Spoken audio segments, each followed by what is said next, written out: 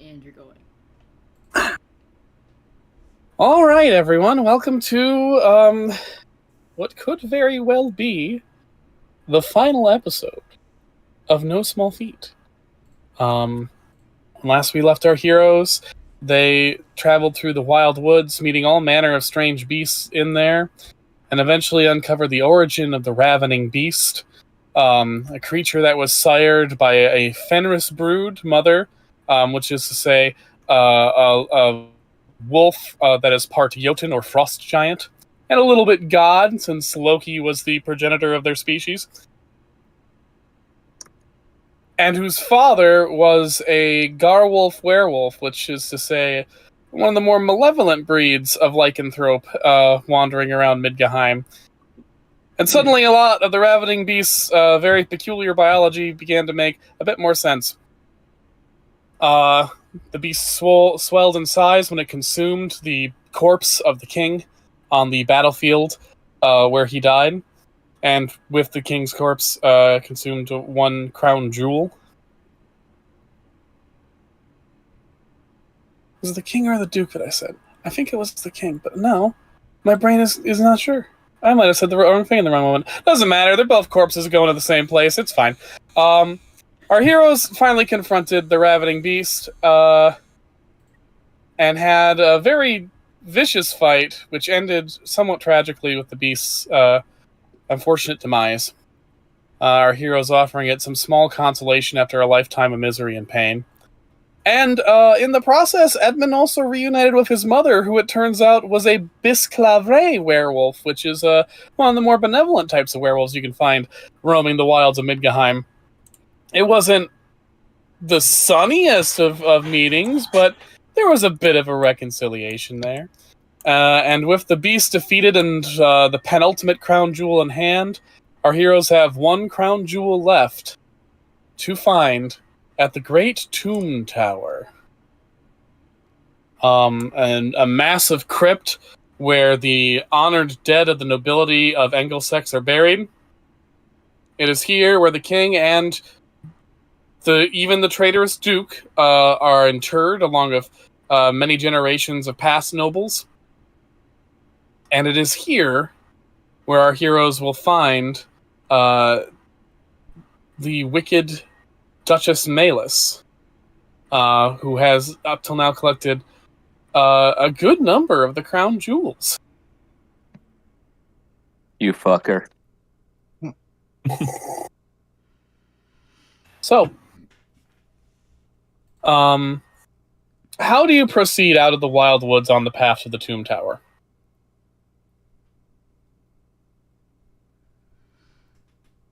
Like, stealthily marching down the road? Is Edmund's mother joining them? Yeah, she's with you. Okay. But she's also sort of allowing you guys to lead, since you know more about what's going on than she does. You've informed her, I assume, but at the same time, you've been living this. Do we want, if we can, I can use the Arcanum of the Gate to send us back to whatever town we were in within the last 24 hours. Where do we have to go again? But we have to go deeper through, right? Yeah, Yep. So let's say if you're looking at the map, go to the sort of bottom left-hand corner. You guys are right here at the end of the Wild Woods. And the Tomb Tower is right here. There's some bleak and desolate woods between you and it. I'm not gonna make you do a whole lot of roll things. I just want to know your general approach to this tower. Are you gonna try to go stealthy? Are you gonna try to go nonchalant like? Are you just gonna fucking march up there guns a-blazing? Oh, one thing before we go up. Scrunt is going to give each member of the party one Scrunt tooth. Thank you, Scrunt. Just in case we need backup. Thank you, Scrunt. Thank you, Scrunt. Please. Is there something dragon teeth do? Right. Doesn't Malus have dragon teeth as well? Remember all those soldiers we encountered guarding Yeah. their place? This may be why I'm asking what your approach strategy is. Yeah, that's what I figured. Do you think she has them watching the area? Oh, 100%. Yeah, more than likely.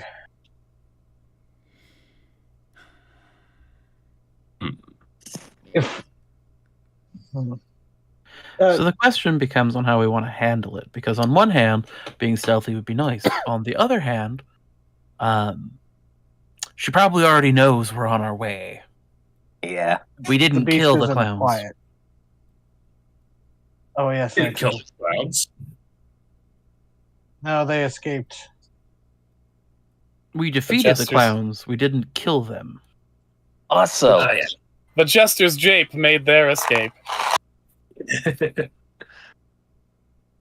by the way, what was the deal with those clowns? It sounds like you guys met them before. Yeah, when you were lost in the walls of the giant palace, they're the ones who beat us to the gem. They stole it out from under us as we were trying to steal it out from under the prince. Ah. Scoundrels. Yes, it was during your great battle with the wizard Verizian. Mhm. It's A horrible, canon now. horrible beast. That's canon. It was now. Canon Ben.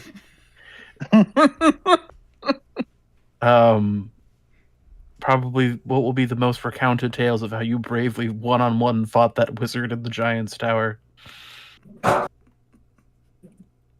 It was so bloody. I can still hear the screams. There will be time for Scrunt to relay the lurid tale of how he messily destroyed the evil wizard Verizian. But it would take hours to tell every detail of how he destroyed that wizard's body. And we have not the time. Yeah. But let it be known, it was a long and gruesome execution. And quite cathartic. It's what deserved. Should we proceed with maybe not stealth, but caution? I know that she All right. likely knows that we're here, but All I right. wonder. This may be a bad idea, but I don't even know if she structured her soldiers this way, but we can get to any leadership on them. I might be able to convince them to stand down. Good to know. All right. Interesting. So you guys approach cautiously. Not super stealthy, but calmly and slowly, and with a great deal of perception. Yes. And as such, you notice before they can notice you that surrounding the tower is indeed a large army of soldiers wearing armor, bearing modified heraldry for Duchess Malus. Originally she was wearing the Count of Grimhelm's heraldry, and she is keeping the red and black color scheme, but it's even more arch now than it was before. A bit more menacing.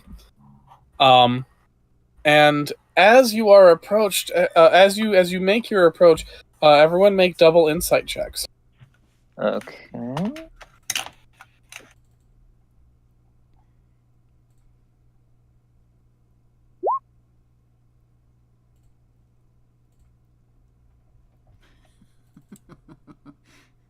is that fucking dice roller being an asshole to me again? Hey! Jeez. Okay, Whoa. so Mont Blanc and Scrunt, you actually notice before you can get the drop on you the approach of George Garston. it takes you a moment to fully recognize him because he's not wearing the same suit of plate mail armor that he normally does. There's no spikes. It's a different suit. It's got there's a specific aspect of breastplates where they have like these little projections out if they're designed for mounted combat. Underneath that they don't have if you're just going to be fighting on foot. And his has the little mounted combat projections. He's got a sword at his side in one hand and a big kite shield in the other. And the armor otherwise looks similar, other than the lack of spikes, to his normal suit. And there's also like a nice heroic plume and some pretty filigree. And one of the notable things is his shield and chest plate bear his heraldry of the dragon symbol, but there's no longer an X slashed through it. Oh no. Garson claps Mont Blanc on the back and says, "Ah, I see you've seen the army." Yes, it's good to see you, Garson. It was nice to see You were wondering when you'd arrive. We were taking care of the beast. So, Well, come. And he motions for you to follow him. okay. Should I grab the others, or should I? Yeah, I'm talking out loud. He's right there. Everybody just passes by you like, what the fuck? Like, guys, Garston's here. Garson's here. George Garson's here. Nobody cares. Nice hat. What do you think you are, a secret agent? Oh god. Are we sure this is George then? Yeah, it's George. But yeah, Mont Blanc will follow because yada boom, right. bada boom. George leads you, into a section of the woods, and eventually you find a clearing that's been very well hidden by the trees around it. And waiting in the clearing, you immediately see Leone and Jack, who wave at you. Sycoraxine is there with the Knucker Patrol and the Griffin. There's a Doulahan and a Banshee, several Skelemen, and the Grave Dragon from Peralt. Countess Vespody and Dora Rain are in Palanquin, while an army of Fae, some disguised as humans, some letting their beast forms, their boogeyman forms shine, are there. The Sphinx, the Terror Tatzelworm, Long Lankin, and his beautiful sisters have come with many of the monsters from the menagerie. Prince Gollygaunt is there with an army of ogres, including Falsitia and Catastrophe. There are a bunch of knights bearing various noble heraldry on their chest. Obviously, the noblemen and knights that George Garson said he would try to recruit. The elemental masters are there alongside Bleak Annis's coven. And finally, providing the bulk of the armies are all the wolves that have been displaced by the ravening beasts. Every Barghest and Fenriskin that's been forced to retreat from their usual haunts by the big, uncontrolled apex predator that you guys finally put down. Well, I'll be. Whoa. What's up? Did you do all this, Garston? Sir Garston? Me, no, it was me and me. Leone steps up and waves. Yeah, I helped a bit too. we all reached out. We found people who were willing to stand up and fight for this country, and well, here we are. Well, it's good to see everybody. Indeed. Yes. The odds feel way more in our favor now. I have to admit, I was a little kind of slightly worried about storming in just our small little group. Well, let's not be too cocky yet.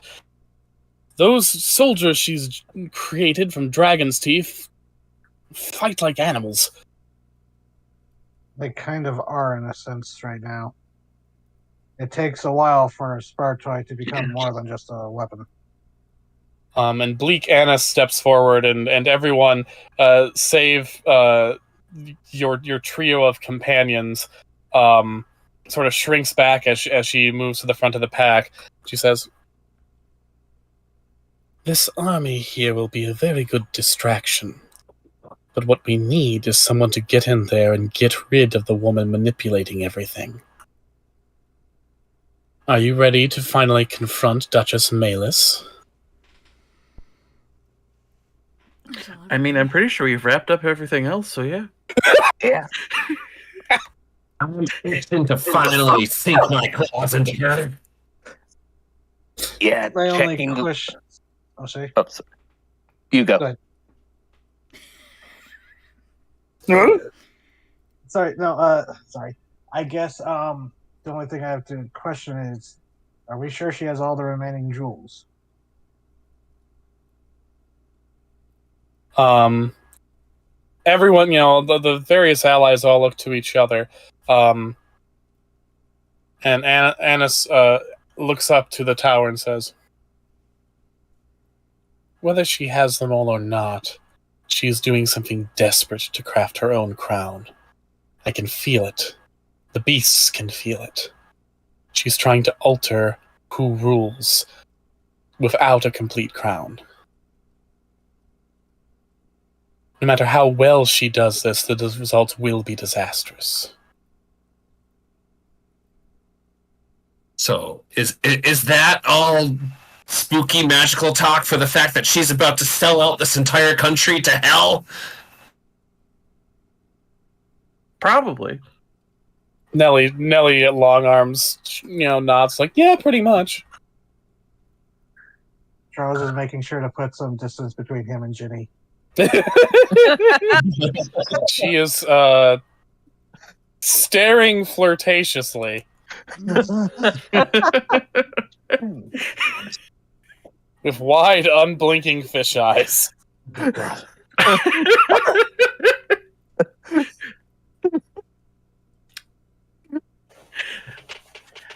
think God, Mont the Blanc would Sphinx lean be over. her like a sardine. I think Mont Blanc would lean over to Charles and like, "Hey, I won't tell if you don't tell."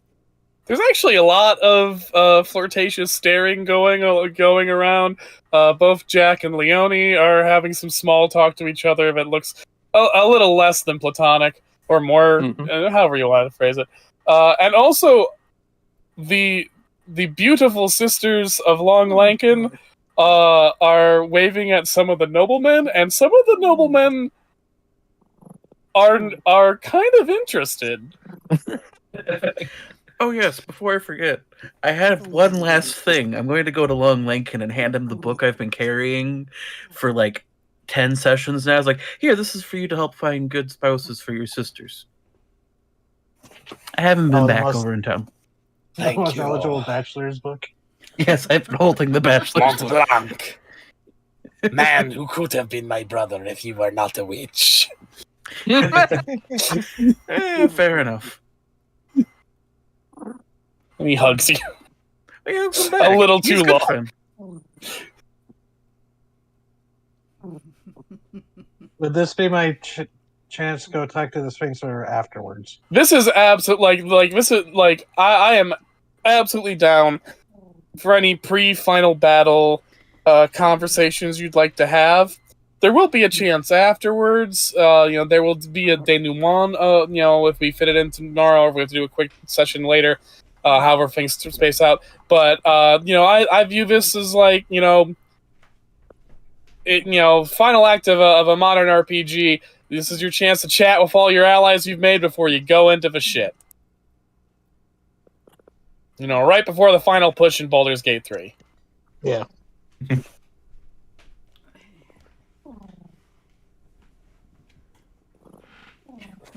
You want to have someone they want to talk to?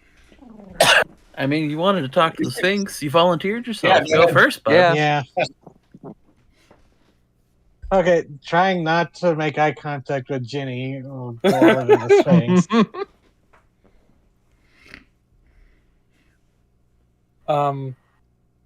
she looks at you. Make a double insight check for me. Okay. Just set that up. Yeah. Okay. She hides everything under a mask of stoicism very well, but there is just the tiniest glint of a smile as you approach.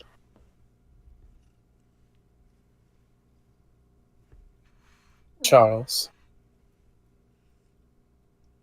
And he starts to reply before he kind of like gets this funny look on his face. He goes, "I just realized I don't know your name."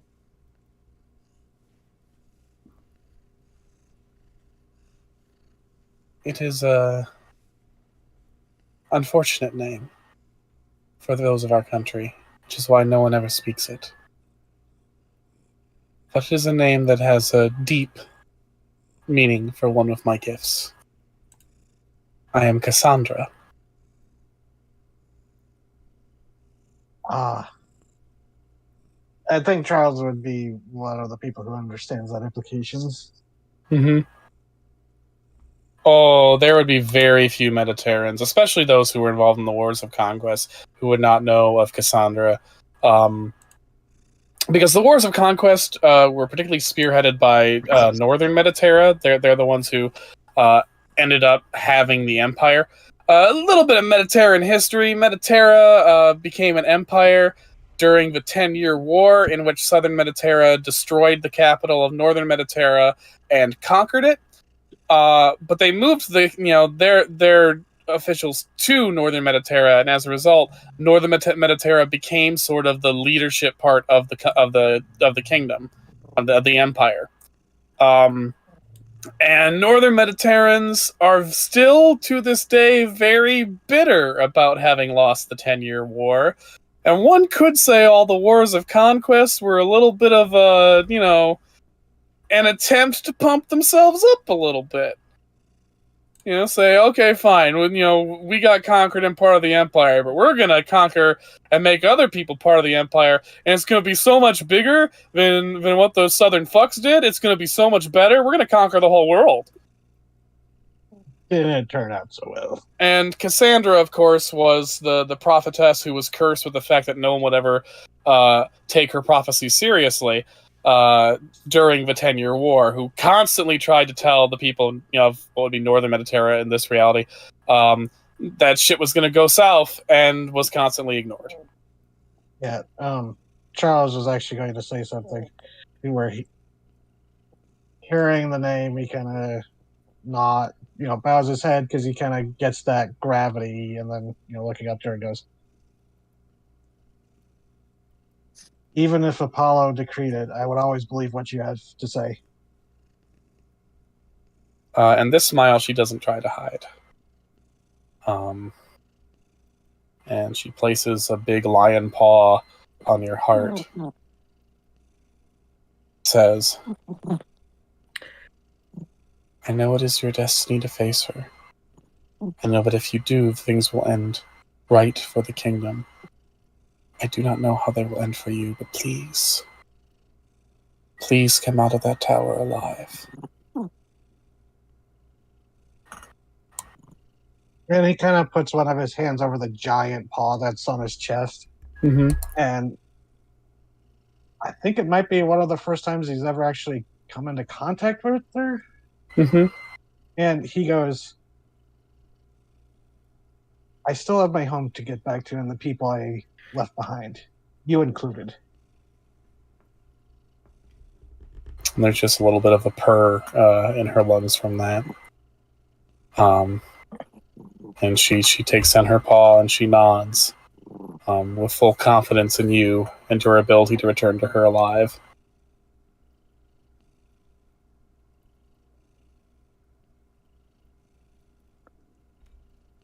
Anyone else? Charles was satisfied. I am trying not to meme really hard. Do it. It'll be as this conversation's going on, Montblanc sneaks up behind Jenny Green Teeth and in her ear goes, "Get cucked," and just walk away. Oh, you're gonna lose an ear. Just go bite off your fingers, dude. It's fine. I Okay. can get some new ones. You gotta roll a Dex Insight check to not be caught doing that. You gotta roll a Dex Insight check to not lose a fucking finger. If I Oh, lose a God. finger, it adds character. All right, you escape for now. You just made an enemy of one of your coven. Our entire coven relationship is fuck you. I'm gonna fuck you over. That's I how think- we're friends. I think making enemies of your coven is fairly common for witch covens. Like, it would be weird if we were friends after everything. Witches are chaotic by nature and often have at least one voice in their head saying, "Hey, let's do bad things for no reason. Let's cause problems on purpose." So inter coven fighting is fairly common. Perhaps even encouraged by some. God, that Dragon's Dogma Sphinx is so fucking hot. Someone posted a clip in chat. I can't stop looking at it. Okay, back to the map. But while I did the meme, I think Mont Blanc will approach Bleakanus, and he's like, "So probably not, but I also know fate's a fickle bitch.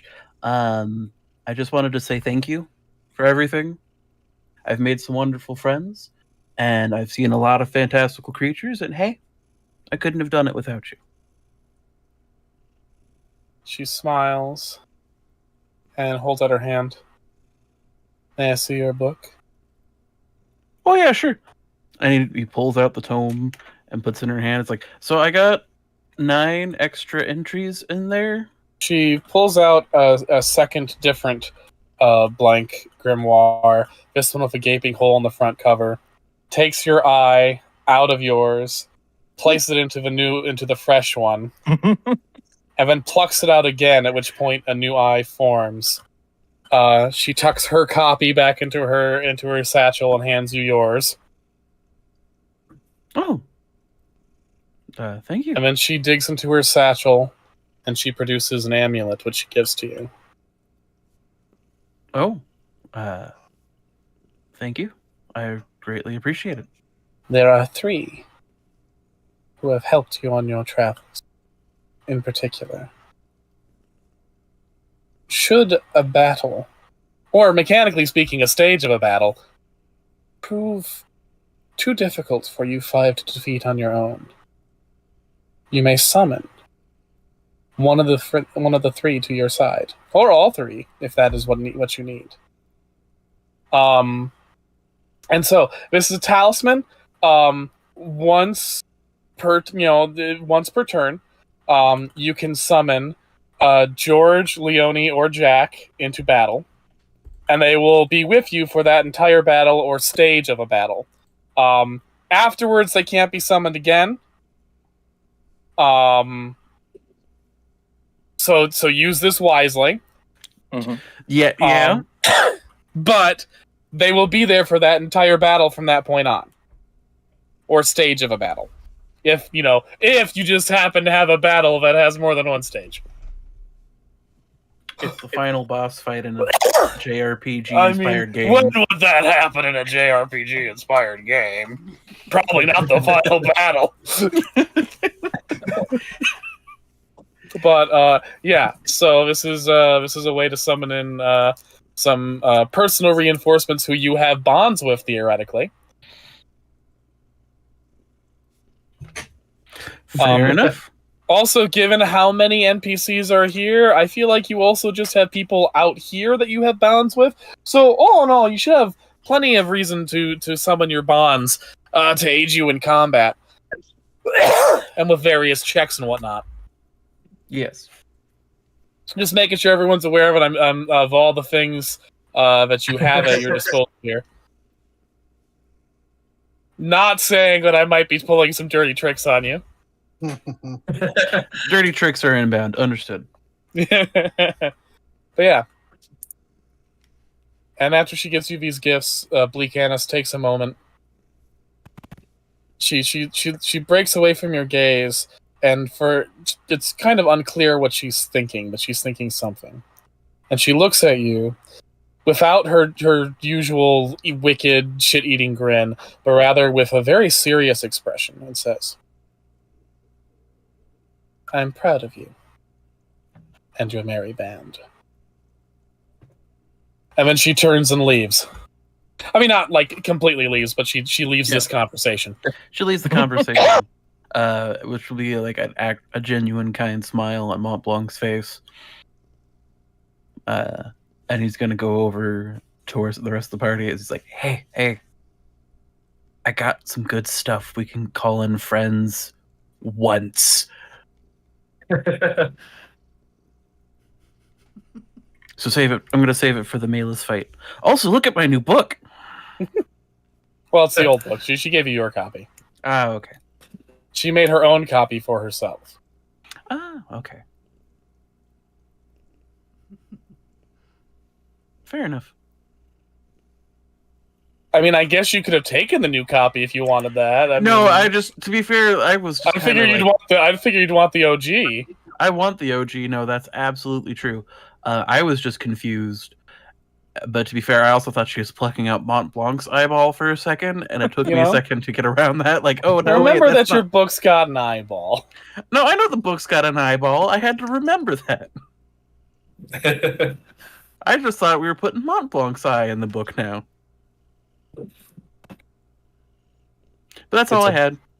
Don't worry, we'll put your eyes in books sometimes. Yay. Sometime.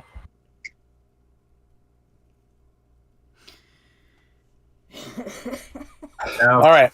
Any other last business? For I have two different sets of interactions I want to do.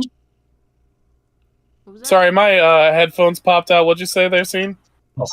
I have two different sets of interactions I want to do. A more serious one and a more like short, casual one. I'm game for both. Okay, let's knock out the casual one first.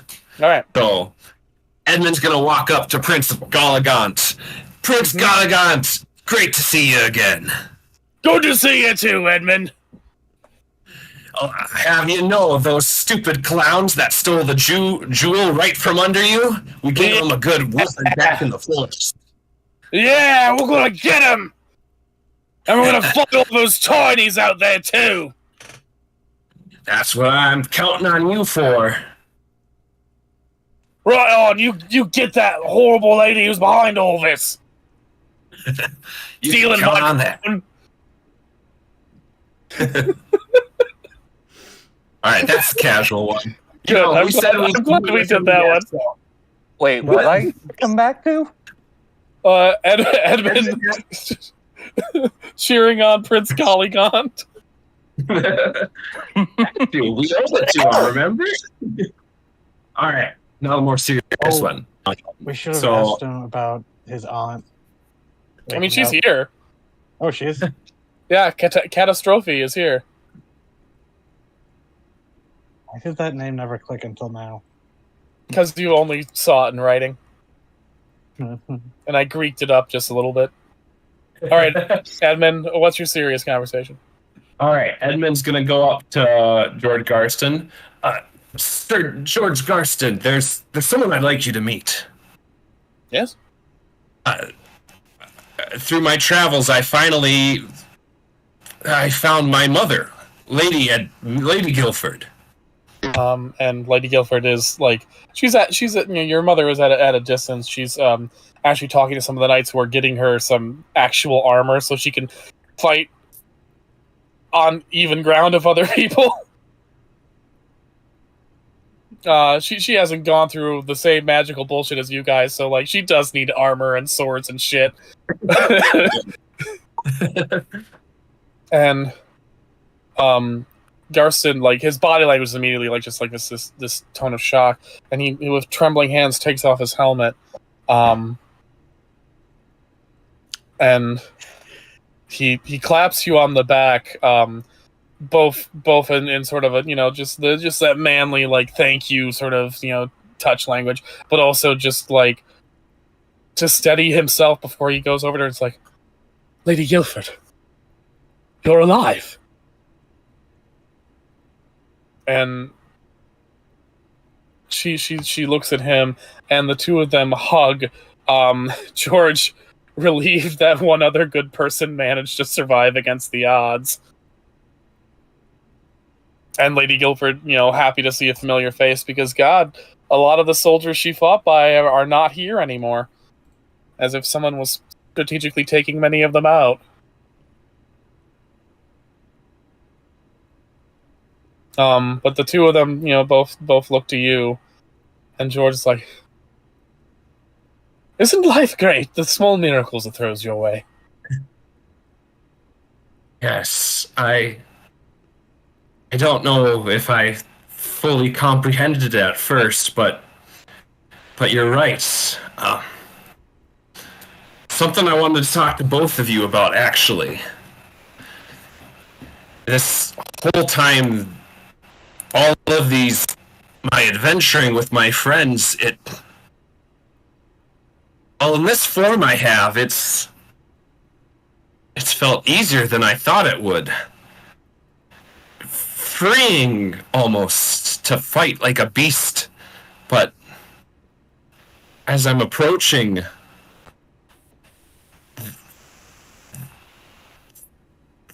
the fate of our entire country on our hands, I think as I fought as a beast, that, in a way, I escaped all those shackles, but I also lost sight of what those binds could really mean. I guess what I'm saying is, you both have done so much across the land, and as we head into this final battle, I just hope you can share with me what it's like to really fight as a knight.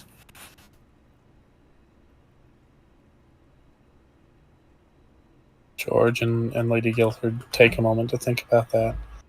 And George is the one who answers. He says,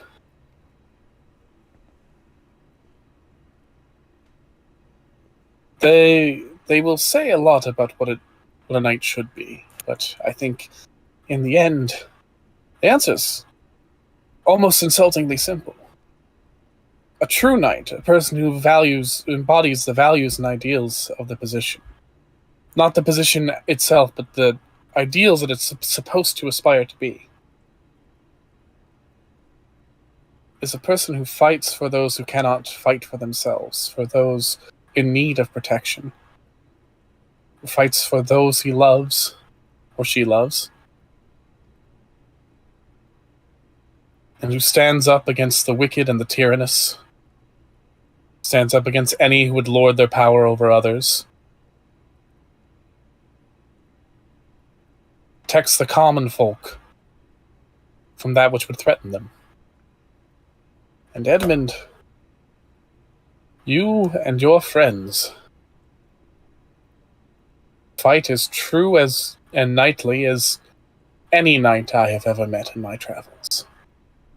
And when Sir George Garston says that, your mother tears up with a mixture of regret that she was not here to see you grow into the man she wanted you to be, and pride that even without her, you managed to find your way.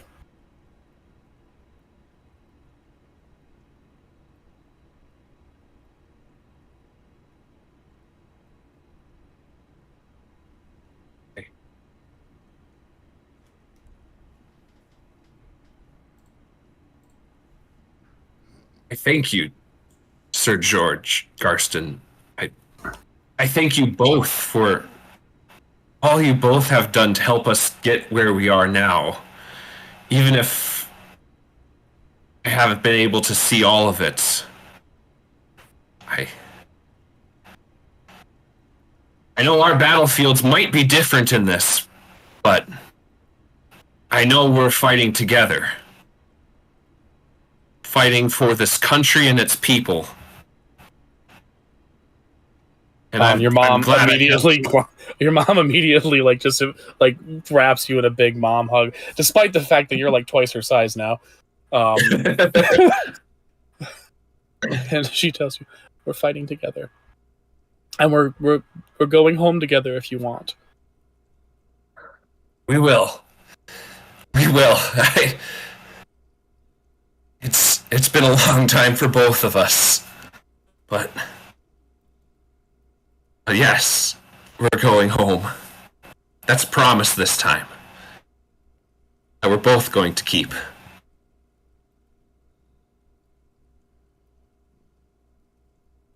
And George smiles at the both of you and says, "Well, I feel we have a battle to win."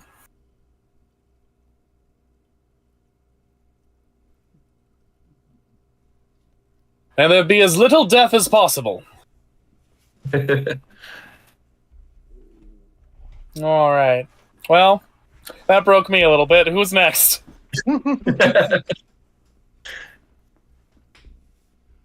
Anyone else? Any other? I mean, we've got the end of the game too. Don't worry, but Someone should probably go say hi to Sycoraxine. mm-hmm. She was kind of the first obstacle we all grew together for. Yep. You see Sycoraxine. The woman looks so happy.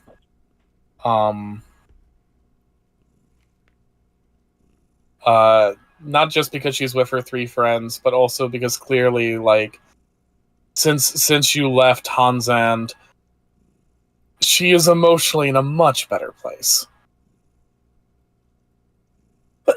And as you approach, she waves at you all. It took some doing, but my friends and I here have cast a powerful spell. It should keep Hansand's farms good for at least 10 days. This won't last longer than that, right? Oh, we hope not. It's good to see you doing well. It's really good to have my heart back. Thank you all for making me see sense.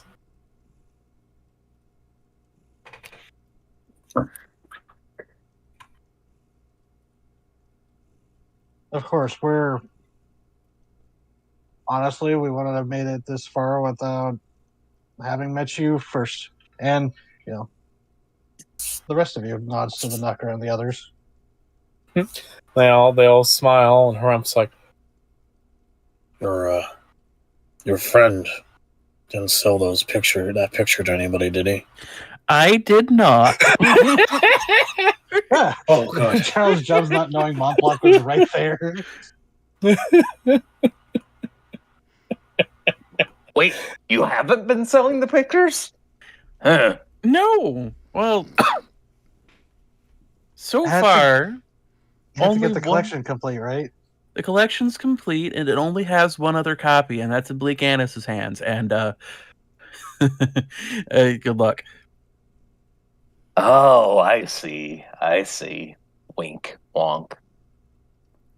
Scrunt, Scrunt. I'm horrified by the possibility of the statement you made.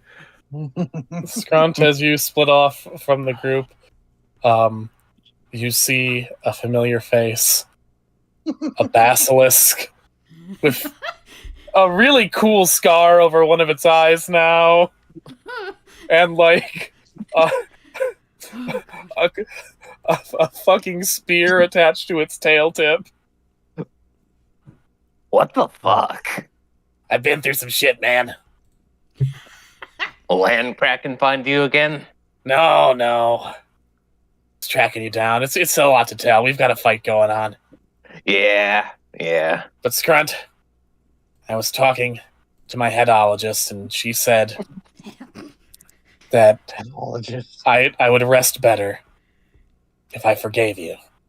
So this is me forgiving you for your treachery. For your cold, evil treachery. Which I hope weighs upon yourself for the rest of your cold and miserable life. It doesn't sound like it Like you're. I forgive forgiving me. you for being a total piece of shit. Thank you. You're welcome. Let's go kill some humies. Yeah.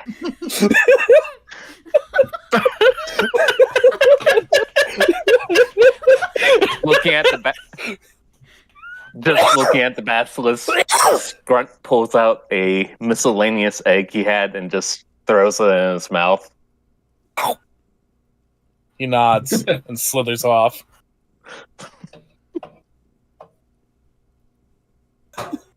Oh, speaking of eggs, has our phoenix chick grown up? Yeah, I would say at this point is when there's a somewhat explosive burst from the back of your wagon, your kelpie led wagon, and out of it rises a fully grown phoenix. It's convenient.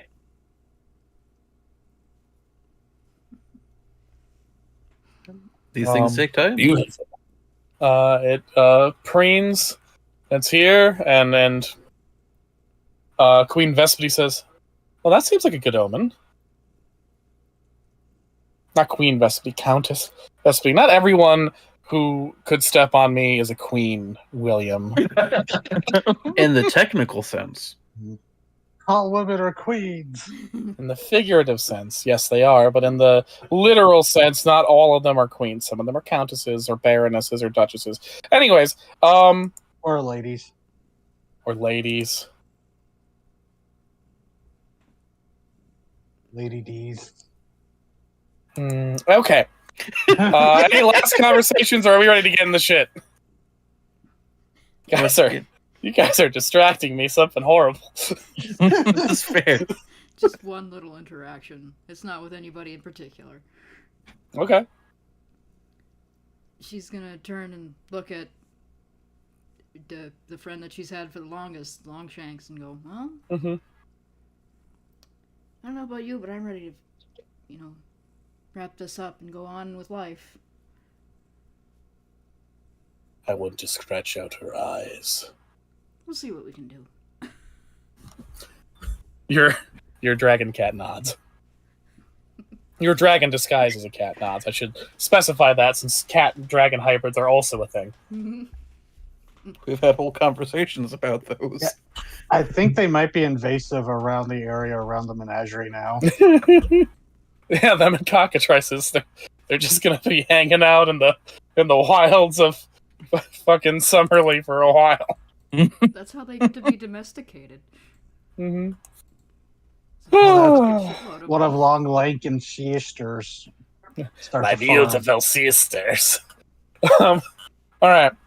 So, unless you guys have other suggestions, Sir George and pals are going to lead an assault on the tower and open up a pathway for you guys to sneak in the back while the army is distracted and get in there and do a nice, discreet assassination.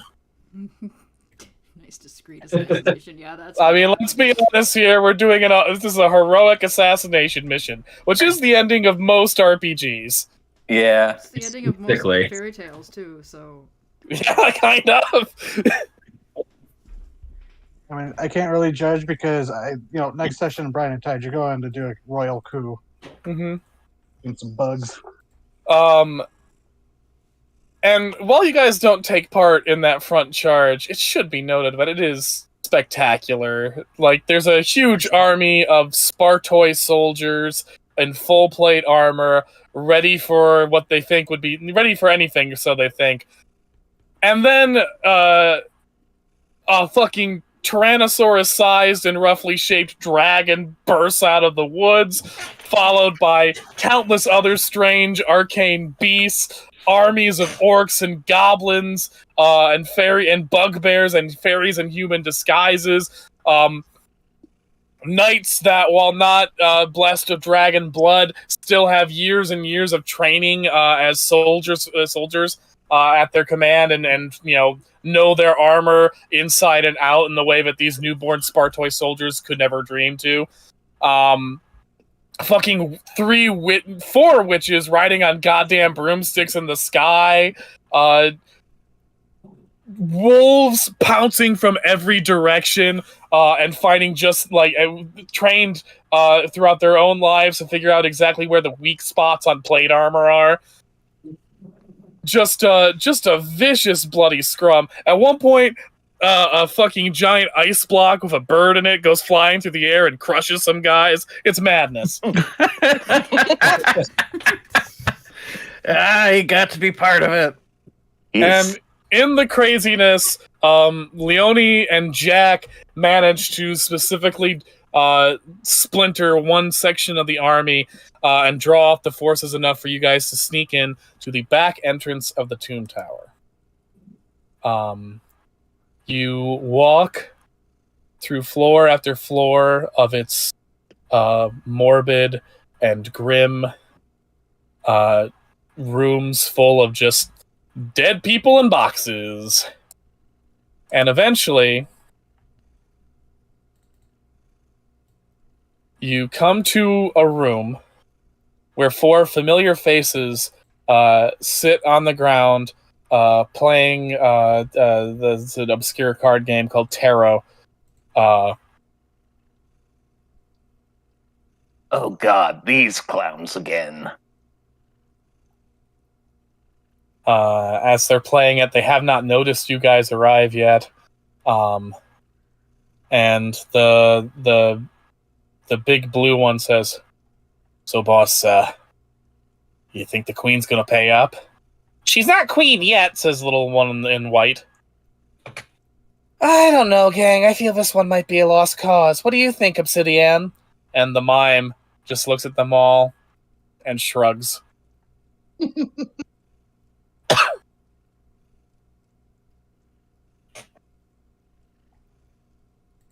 Well, what do you He's not what going do to you pay you because when you speak, immediately their attention snaps to you. sorry, everybody. Because bad news, she's not going to be able to pay you soon. On account of being dead. Yeah. The 4 clowns drop their cards, with the mime quickly stretching out her limbs to gather them up so they don't get scattered in what Whoa! the ruckus that might begin. The big blue one raises her dukes. The white one swirls her staff through the air, ready to cast a spell. And the red one puts her hands on her hips and says, "Oh yeah? You think the boss is gonna lose?" Yes. Probably. Probably, yeah. There's a whole giant dragon outside and everything. There's like 4 witches. Multiple.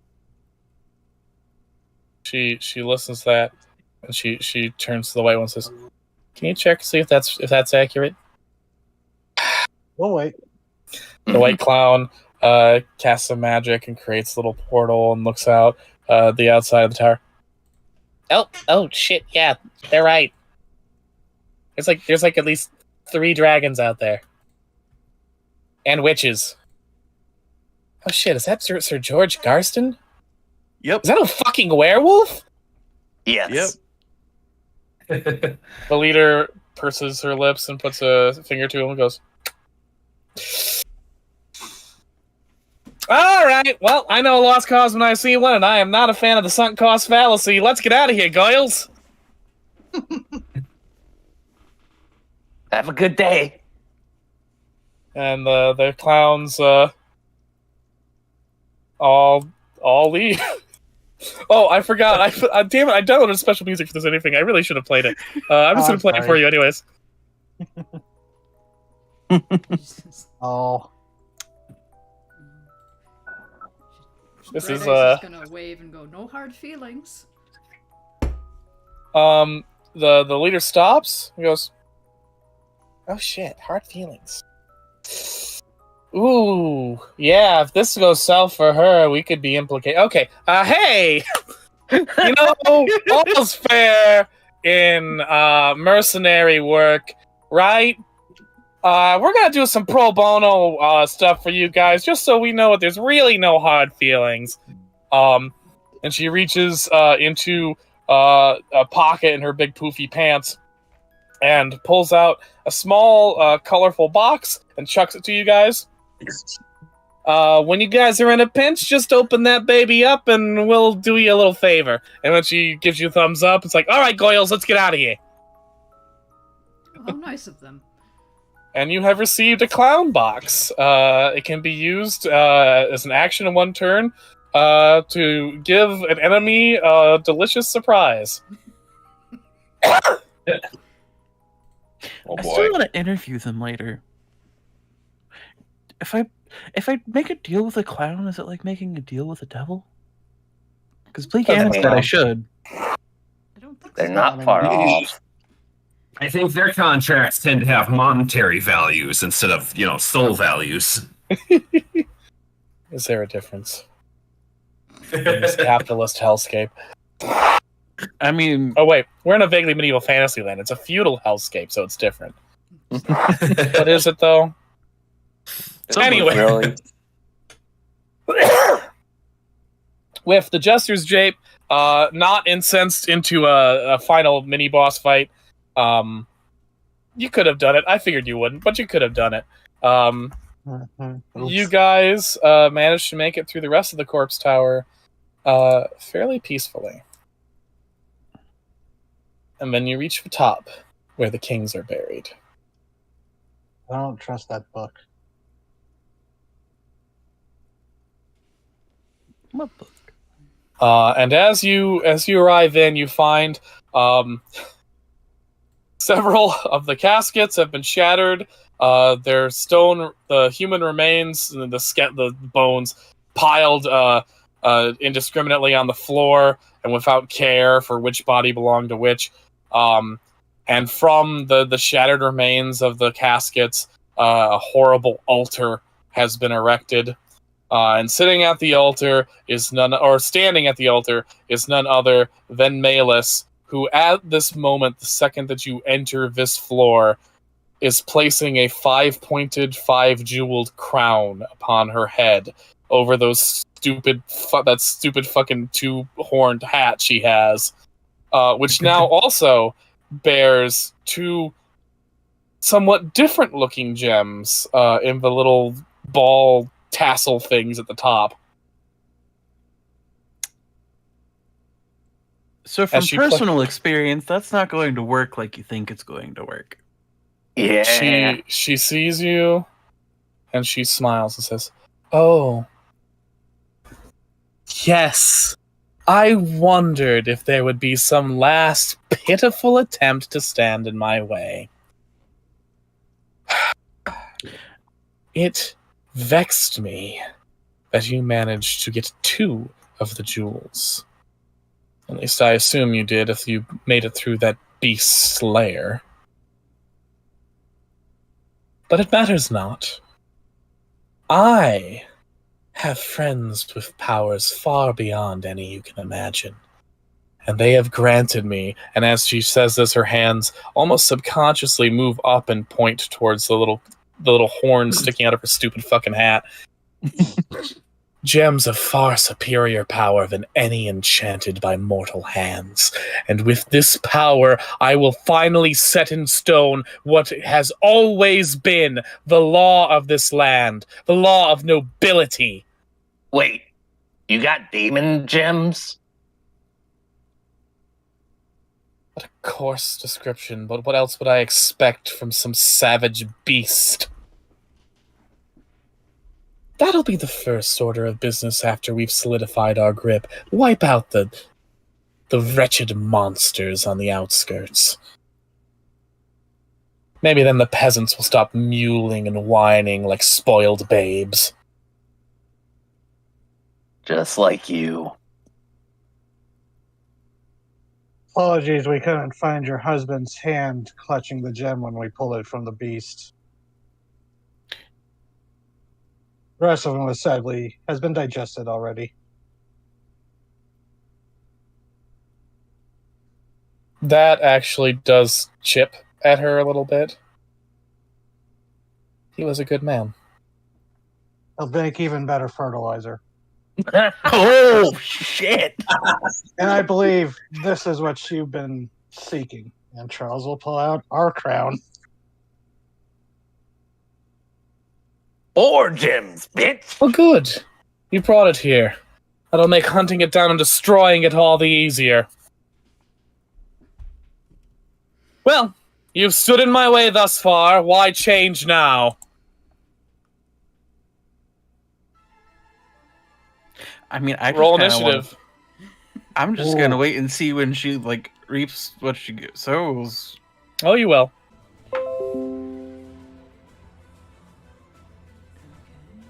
Dear God. Fire Well, emblem. she rolled so well. Yeah, she did. Okay, everything's good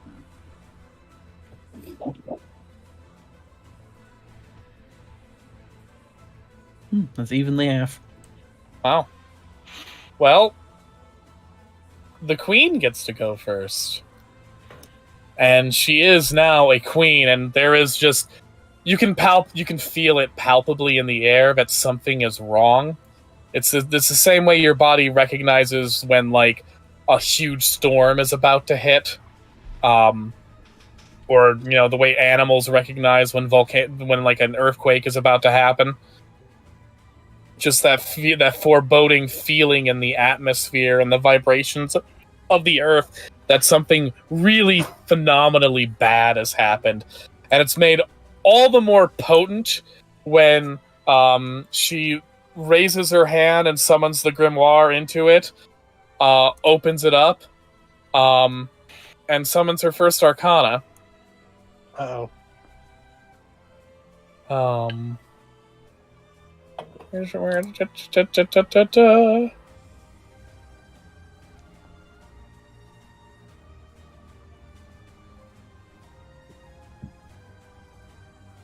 All right. A spectral form of a 6-winged demon clad in armor with 2 huge horns sticking out beneath his many-pointed crown appears behind her, and you feel a deathly chill in the air as the presence of Prince Lucifer, Arcanum of Pride, gives Malus immunity to ice and dark, and allows her ice and dark attacks to ignore resistances, reduce immunities to resistances, and just deal 5 extra damage to boot. Well, nerds.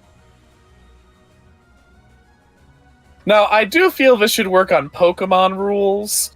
Mhm. So, like, in Pokemon, when you summon Groudon, and he changes everything to Sunny Day, but then someone else summons Kyogre, the Rain Dance sort of cancels out the Sunny Day, I feel like. Okay. That's my personal feeling on how this should work. I don't know if structurally that makes sense in the rules, because I don't know if the rules accounted for different Arcanists fighting each other. Yeah. Speaking of, would people mind if I went next to kind of prepare us? No, 100%. Go first. Go for it. Go, ahead. go. Well, shoot, because I was thinking you go with the tried and true Arcanum of the Tower to summon Karen the Ferryman to give us dark resistance, but it ignores resistances. But like you said, I don't know if that would like negate by summoning the. I would say by summoning it, you're adding a resistance on top. Like, I feel like Pokemon rules. You summon Kyogre after Groudon summon, Kyogre overrides Groudon's thing. So you would gain Yeah. dark resistance, but not ice resistance. Yeah, so I'm going to do that then, and I'm going to. The very first Arcanum I ever got on this adventure, and now a little more vivid now that we've faced death itself. Karen the Ferryman shows up, so we get I can actually choose if I want dark or ice. Do we want ice or dark resistance? I'd say dark. Yeah, I feel like So until this Arcanum is dismissed, each of your allies present on the scene has resistance to the chosen damage type. I don't gain the resistance. Nice. So everyone else has dark resistance. okay. In true villain mode, she starts ranting while casting her next spell. You are fighting against the mountains, against the nature of things. Some people deserve to rule, and some need to be ruled. And yeah, she's gonna roll Glacies.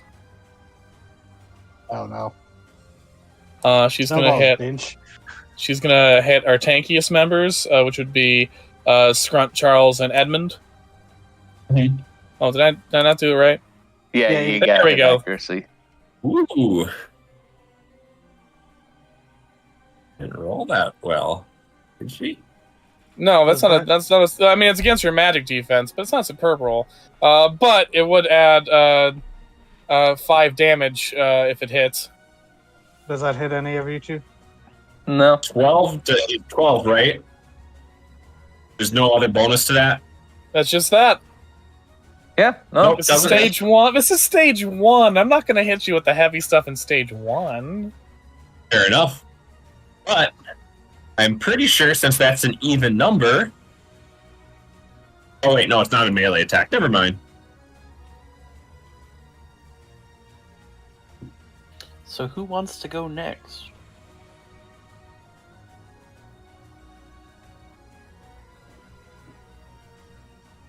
Why don't you go ahead?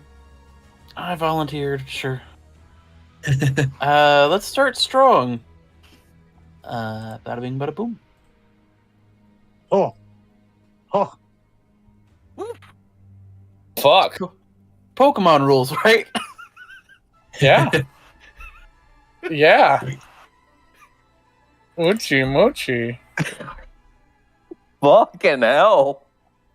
Look, you told me not to change it. I didn't Yeah. change it. I told you not to change it for a reason. Okay.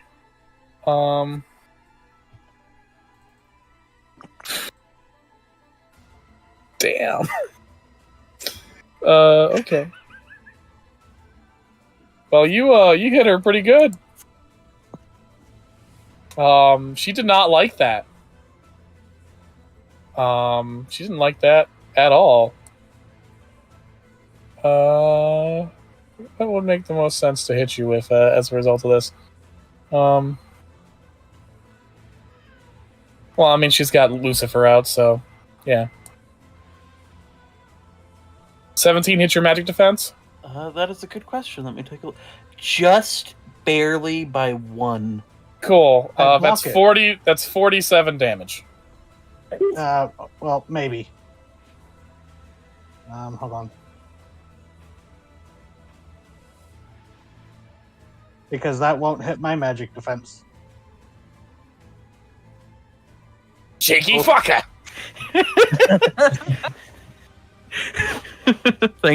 You'll just be like, thanks, Edmund. Appreciate it. Charles looks sad. I meant Charles. Fuck. I figured you did. Yes, it's like, thanks, Charles. Appreciate it.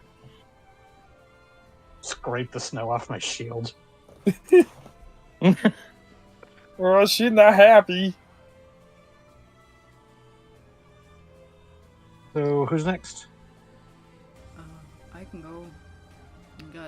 I've got an idea to do now. Yeah, go for it.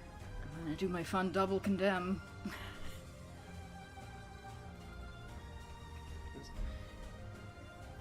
You have a lot of talk about nobility. What is nobility? Nobility is the action of virtue and goodness and honor. You have none of it. As a matter of fact, your husband as worm food has more nobility than you have ever had.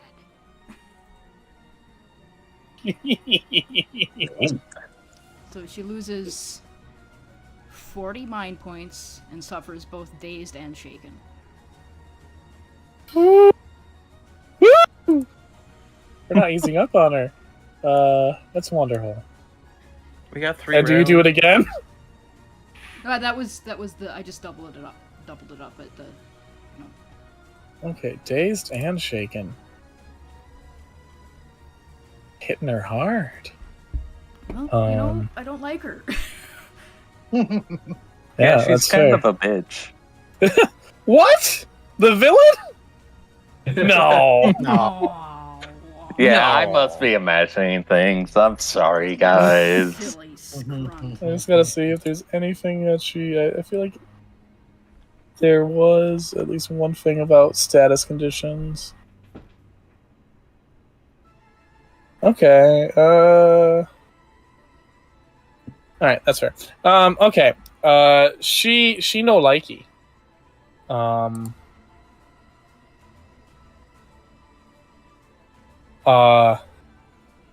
And she actually no likey so much that she rushes at you, Bright Eyes, with a fucking sword that has a fucking eyeball in the hilt. Yeah, come on, bitch. Oh, Fucking quit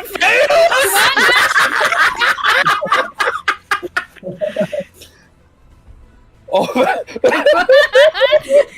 all right, choose Amazing. an opportunity. Oh, Choose an God. opportunity, gang. Oh, Oh, also, everyone gets a fabula point because you've encountered the villain. where is that fucking? I gotta find the opportunities. have the But as sheet she pulled up, but- as she rushes at you and fucking whiffs her blow, she just screams at you. I am noble by blood. That is all that matters. My kind is meant to rule, and we cannot be polluted with commoner filth. She's gonna take her hat off right in front of her and go, "Do you recognize me?" Take her hat off? My hat off. Okay. please take her horrible hat off. You can't. It's grafted to her head by this point. Oh no! Oh, Ooh. She super glued that son of a bitch on.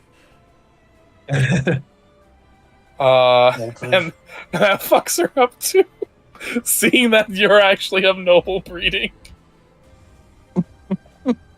Oh, good. I'm glad we're making this character eat shit. Yeah. Opportunity. May I?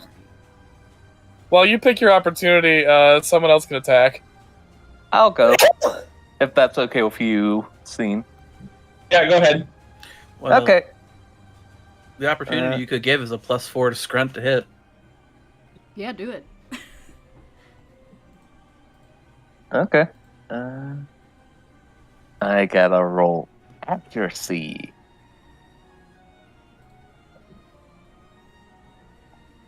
They get +4.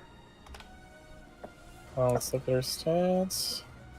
Yeah, you get +4 against grunt, so you get. Oh, that hits. Even without the +4? Or with. Yeah, even without the +4. Okay. Yeah, Scrunt is just going to go in as the queen is backing off and just sock her right in the face.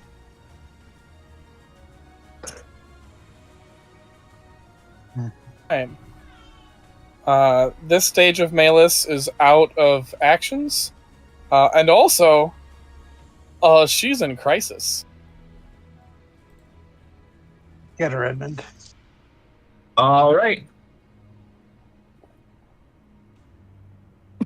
Doesn't matter your lineage. No matter who you are, all your blood looks the same. And Edmund takes a swing at her. That's actually +4 as well. To hit. That hits.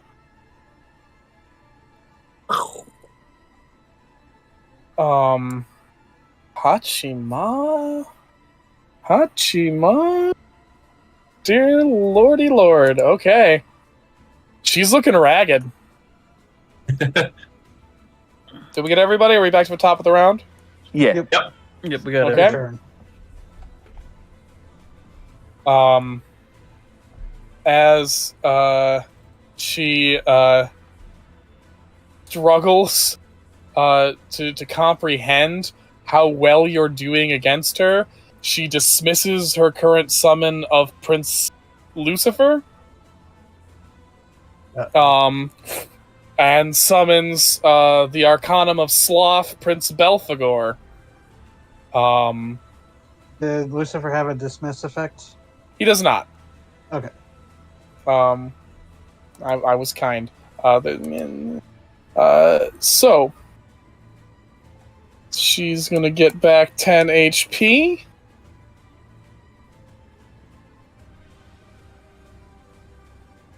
So she gains immunity to all types of damage unless there's an attack that specifically ignores immunities.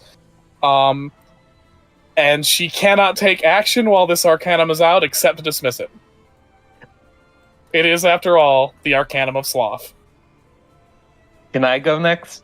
I got Yep. an idea. That'd be very funny, guys. Do it. Yep.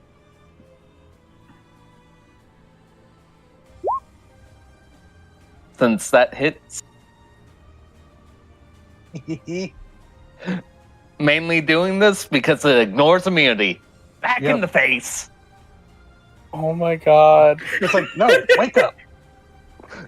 None of that. You smack her so hard that she fucking eats shit and falls into the ground.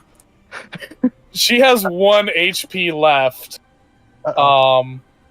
We Oh lost scene. no. But he dropped off of Roll20 a second ago. I thought he would be back on, but then he drops off. offline. We'll Might be a pause. connection. We'll pause.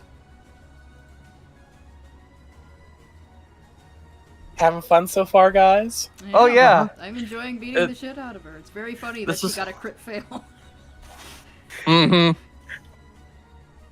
She was so prepared for us level, like, what, 10? That she Mhm. wasn't prepared for level 25 us. That's what it feels Hmm. like. It's Like great. all the side quests. I'm sure she has like 2 or 3 different forms. Maybe.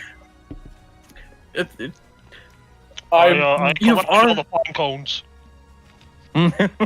I may have made some subtle hints to that being the case. I mean, it's Well- a JRPG. We're either going to fight God or Satan. Mhm. This is just the rules. I don't make them. If the clown battle had started, Charles would have stopped the combat because he has that German Orient ale that he's been saving. But I was saving No. it thinking like we would have to fight through the spark trade. It's like, no, here, everyone drink up. We're all friends here. We're gonna dethrone your boss. And That's gonna be one hell of an after party. I'm gonna say that. yeah, it's just I don't know if I could use it against her, being a boss. No, it won't work against her. I very nearly threw it into the ravening beast's mouth to make it throw Mhm. up the gem. You attempt to serve it to Malus. You would serve me with this German Dorian swill! Oh god, she would be prissy about that. Yeah. Oh, absolutely. She's definitely a nationalist. Yeah, that's definitely the vibe getting. I mean, she's in red and black. Mm-hmm.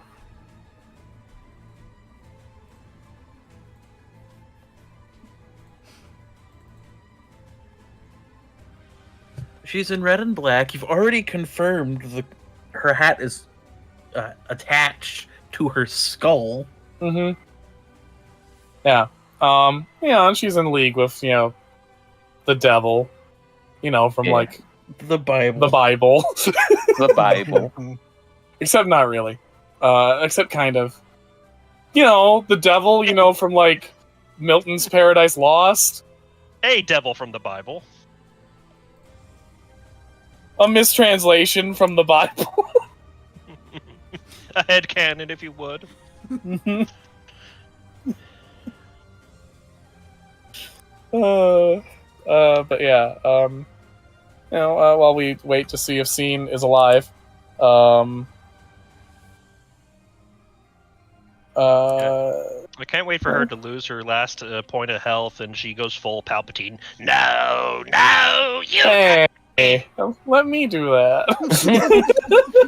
This has been, I think, weeks since we last discussed Malus's motivations. Just a reminder for the audience.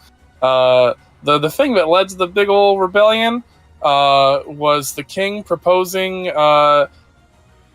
more lenient ways for commoners to become part of the aristocracy, to become nobility, and just generally trying to make the division between classes less stark. And those of the upper class took offense to that. as has historically been the case in the real world every single time such a thing happens. One of the most hated kings of England is Prince or princes of England is Prince John Lackland, who took over for Richard the Lionhearted, and Prince John Lackland, was called Prince John Lackland because he lost a lot of territory and just a lot of power for the upper classes, and then ended up being forced to sign the Magna Carta so that other noblemen would have, and just people in general would have more power over the country as one of the stepping stones to eventually getting like democracy in Europe as a whole. And John Lackland's hated for that to the point where they gave him the nickname Lackland and also made him the villain of Robin Hood. So, historically, kings and the like who are like, what if we treated the peasants less shittily, are unpopular. Of course, that's not the way things are today. When a politician says, hey, what if we made things better for the poor, it's a universally beloved thing, and they certainly aren't demonized and called traitors to the party who are going to help Trump win. Yep.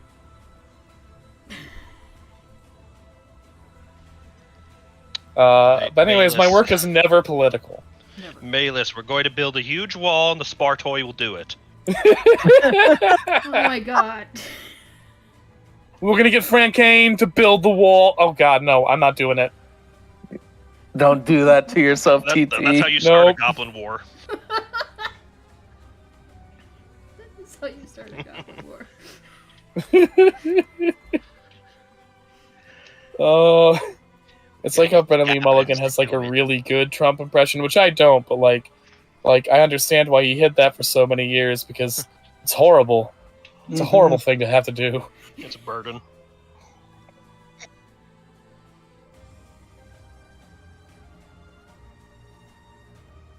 Should we try contacting Scene?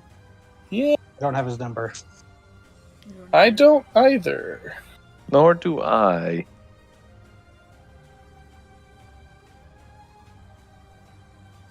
I don't either. Yeah. While we wait for Scene, I'm going to BRB real quick. Yeah. If anyone needs a bathroom break, I guess now's the time. Yep. Or just get Milky's break, snackies.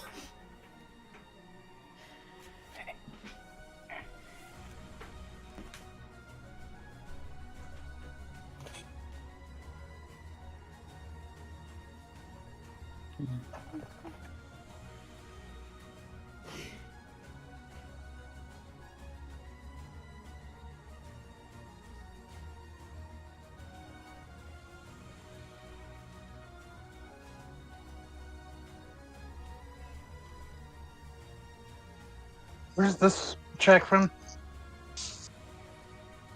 Where's what? Where's this track from? This is from Fire Emblem Three Houses.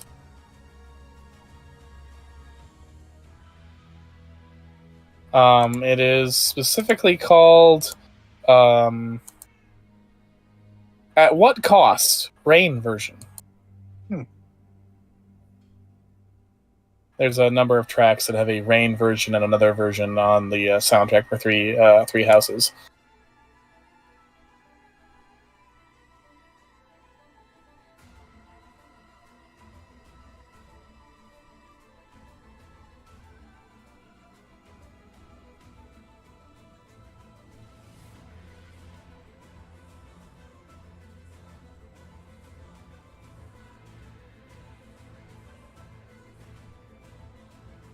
I figured since our first boss had Fire Emblem Three Houses music, and also the Ravening Beast had it as its theme, it'd be nice and appropriate to give Malus a track from it as well.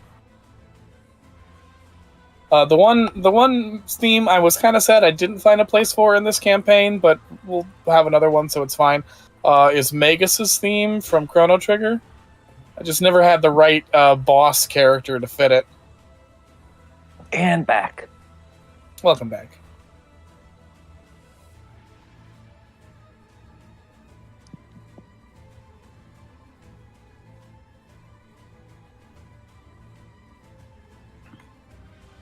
It seems like Edmund has his own wizard to fight. Outside, I just really like the idea of a medieval battle with knights and shit, and there's just like a dragon T-Rex in the middle of it, tearing through everything in its path, breathing Which is fire. on riding on top. Which Yeah, is doing I think bombing so. runs on broomsticks. Yeah. Like, there's also like a fucking D&D style red dragon burning up people. You know, there's a creepy scavenger dragon slinking through and like grabbing people by the legs and pulling them out under. Oh, I missed they were there too. Yeah, the grave dragon. There's a bunch of skeleton warriors fighting them, which I feel is kind of ironic given how Yeah. Spartoi were presented in Jason the Argonauts. Yeah.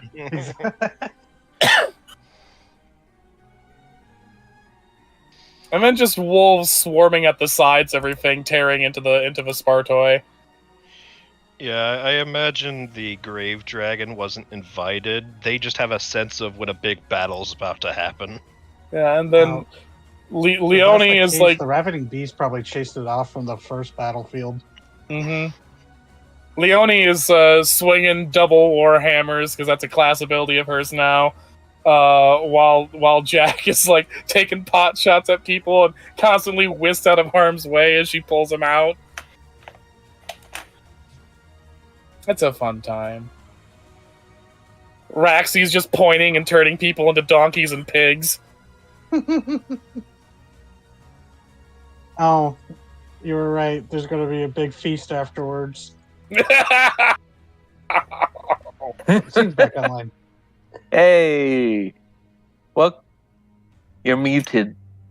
Hello. Apologies about that. I literally tapped my power cord with my foot accidentally, and it turned my entire computer off, and then it took 900 years to restart. Oh, you got edge like TT. Yeah. I too know what that is like. Okay. My computer has to be on the power cord. So Scrunt reduced Queen Malus to 1.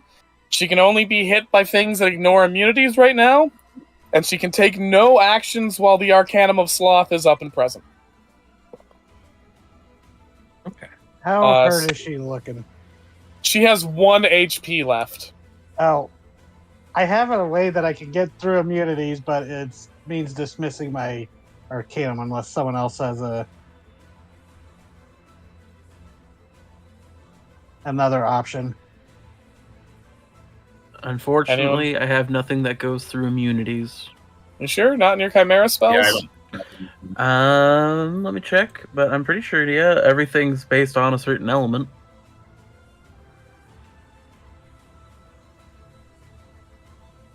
Unless it's like death spells ignore immunities, and I've just not written that down. I feel like there were... I mean, I guess it depends on which spells you took, but yeah, that's fine. Let me take a look. Let me see what she sent me. I got it up here. I Past mean- the Merry Dragon. So if I use the ability, though, it would be extremely appropriate. So I'm kind of tempted. I kind of want to do it. Do it! Do it! So, dismissing the Arcanum of the Tower, the effect, Judgment. Choose any number of creatures you can see. Each of them suffers 30 light damage. This damage ignores resistances.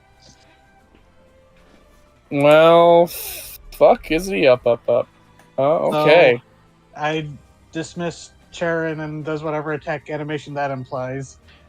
Does he get off the boat? He Smacks the He shit out of her with his arm. raised like he spins his fucking oar around until the blade of the oar bends and snakes into a scythe blade, at which point he brings it down on Malus before rowing off. And Blade. of course, sorry. Slashes through her, dismissing the Arcanum of Sloth and knocking her prone to the ground. And as she does, she's not dead. She claws up, not fully standing up, but propping herself up by her arms and says, "No, I will not accept defeat. I am the hope of Engelsex. I am the true nobility. I am the ruler of this world. At which point we begin stage 2. As the demonic energy from the 2 gems lodged into her stupid fucking hat seeps through the crown on her head and into her body, creating a change where she, her body begins to grow beneath her skin faster than the skin can grow to accommodate it. As her arms become these giant, massive, muscular shredding machines, 2 extra mouths grow out, burst out of the poofy shoulder pad she has, and snap like fucking piranha. Her stupid fucking hat turns into these sort of slimy, snail-like stalks. And the skin of her body, for the parts that are still covered by skin and aren't just raw, exposed muscle, desiccates as some of the life is sucked out of her in exchange for this demonic power. Malus, as she is no more. And you face the 7-eyed despot. Interesting. That's This why you was keep fun to putting color. emphasis on her stupid hat. And I thought the ravening beast was on. Yeah. Oh, that is full art is something. Yeah, look at that full art. Look at that full art for stage 2. I did. She has Audrey 2 and 3 for shoulders.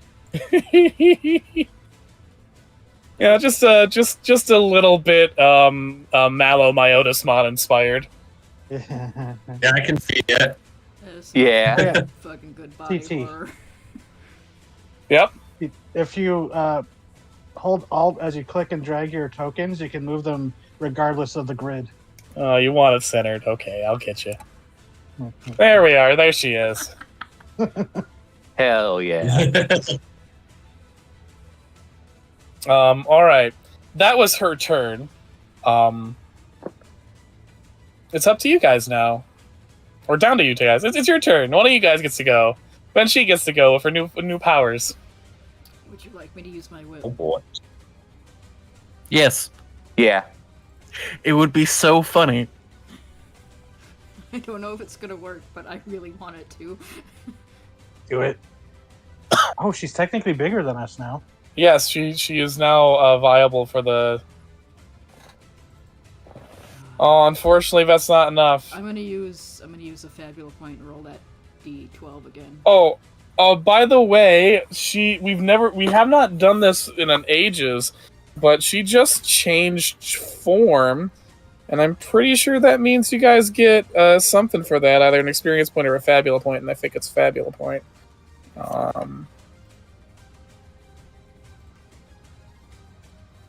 Villains.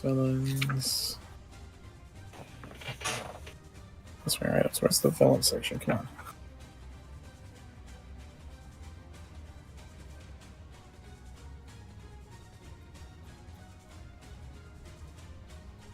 So that would be a 13 instead of a 10, which I don't think is good still. Unfortunately, still not enough.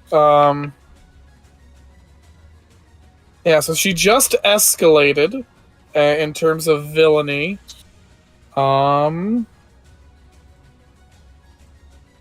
You're supposed to get something for that. What's it do?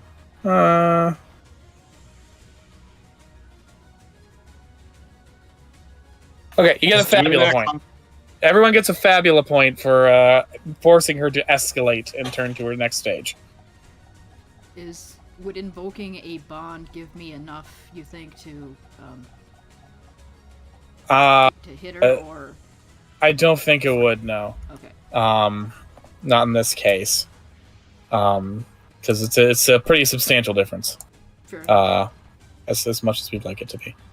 Okay. As funny as it fucking would be for the whip to get her. Okay, it's her turn. She's back up for HP and MP, so that's good. So I should also note that there are now 3 targets. There's one here. Hey, stop that. One here and one here. Essentially, the shoulder heads count as targets as well. Okay.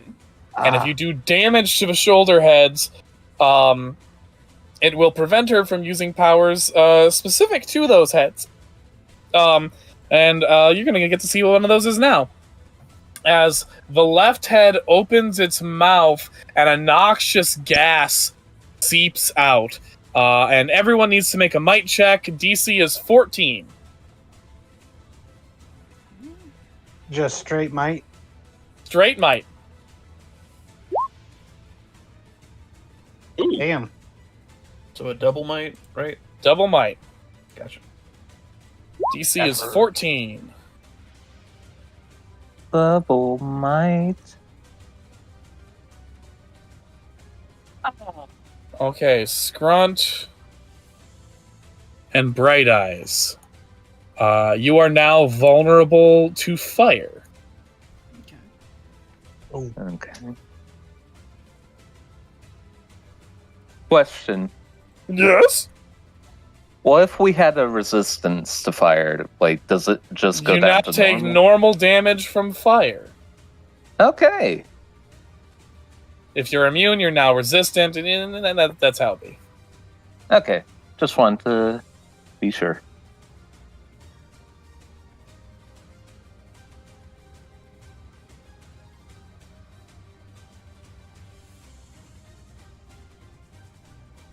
So, I got an opportunity, I think, that success. Oh, yeah, shit. Can I do that to scan to discover vulnerability of the head? Oh, absolutely.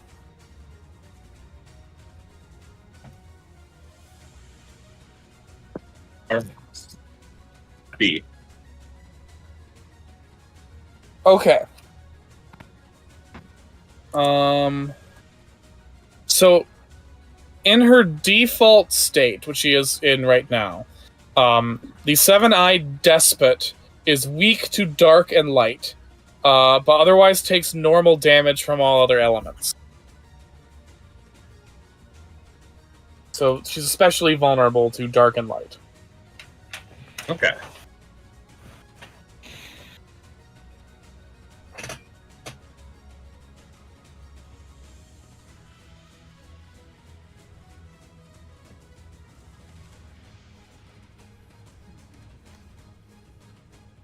Well, I can take a swing, I guess.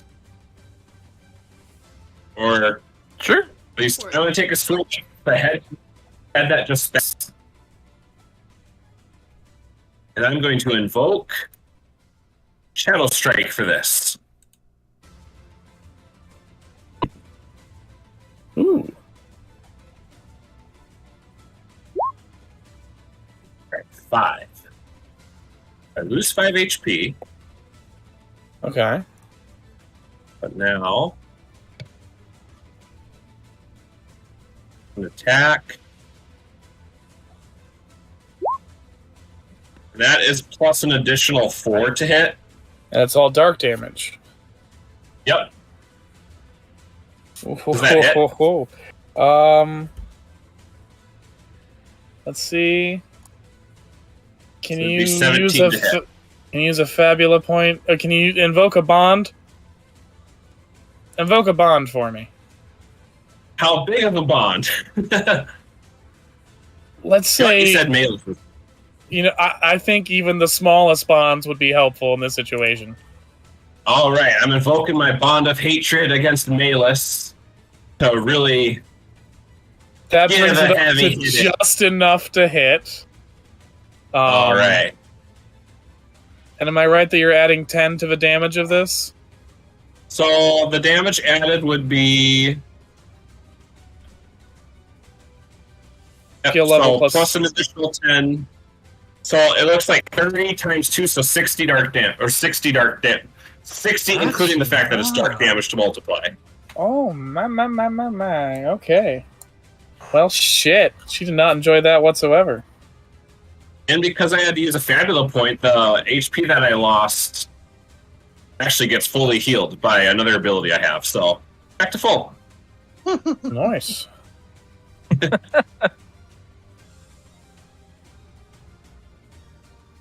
That's my turn. Okay. Curious, she didn't like getting hit with that. So she's gonna... I gotta make someone weak to fucking, thunder. She's gonna fireball, Bright Eyes, Edmund, and Scrunt. Okay. What a shit magic check that is. Yeah.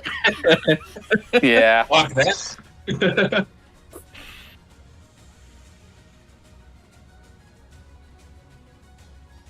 Like Chad Heads, braces like, to get twitch. ready to block it in case, but it's like, oh wait, I don't need to bother.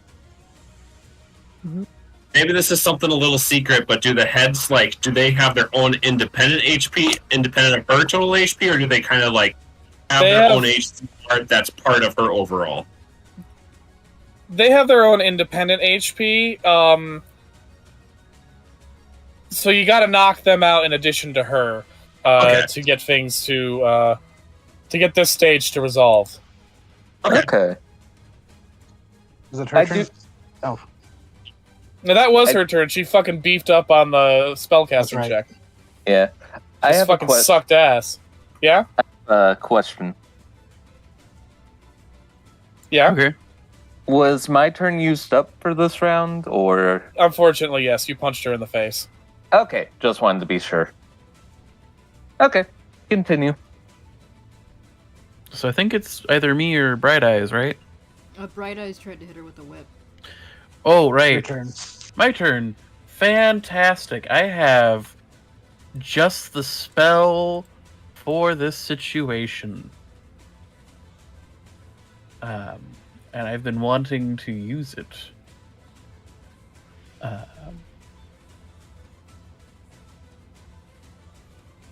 Does that hit her magic defense? Yeah.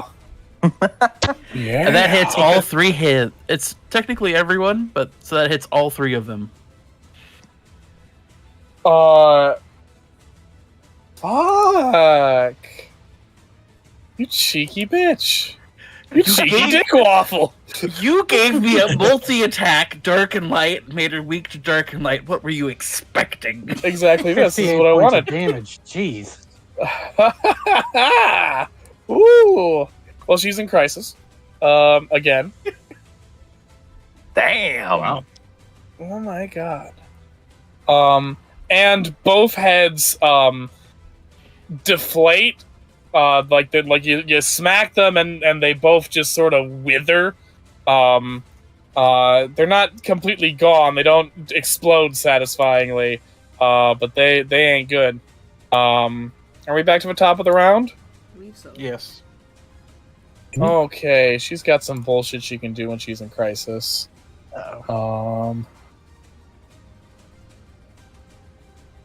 Oh, that's nice. Okay, that's very nice. First of all, she makes a bond of hatred with Bright Eyes. Bright Eyes is the one who pissed her off the most. Good, come on, come at me. Okay. And yeah. Alright, she's going to summon her Arcanum, which now costs significantly less. And she's going to summon the Arcanum of Wrath, Abaddon. So you see this massive demonic dragon or dragon demon emerge behind her, wreathed in flames, as she is granted immunity to fire and dark damage. And her fire and dark attacks ignore resistances, reduce immunities to resistances, and deal an extra 5 damage. That's her first turn. Okay.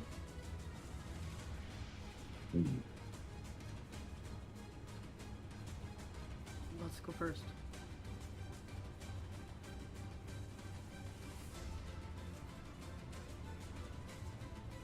I think everyone's scared. Fuck I yeah, am. I'm gonna fucking hit her with a rock. Hit her with a rock. Hit her right in her stupid little face with a rock. Because Hell she's bigger yeah. than me now. That's true. And you've done historically very well with that. So, hit you with rock, and that does 5 extra damage. That hits. Woo, woo, woo, woo, woo. That does some wonderful, tasty damage. 40 Um, damage. Oh my god! Did you say That does 5 extra damage on top of what it does. that's there. double if it's? Oh, well. You smack her right in her soul surviving head. And it fucking caves in her skull, but the crown stays. And as her body topples forward, her arms reach out and grab the fucking altar. As her flesh begins to reshape, with guttural animal roars and groans. As once again she shifts and grows in size, growling, "It's mine! It's mine!" You recognize some very lupine features beginning to grow as her body shifts, as well as ropey, sinewy flesh that, while perhaps not the same pasty shade, does remind you of a certain Baron, especially once the curved hooks and claws begin to sprout. As the Oh. despot becomes the seven-eyed devourer.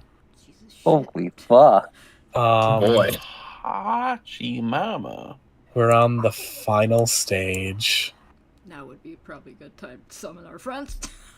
Okay. Oh boy.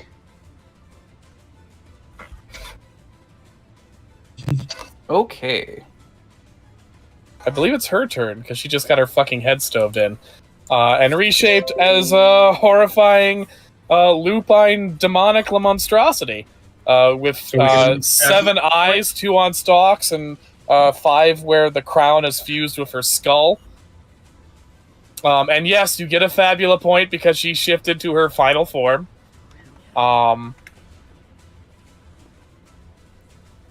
Her secondary heads regrow.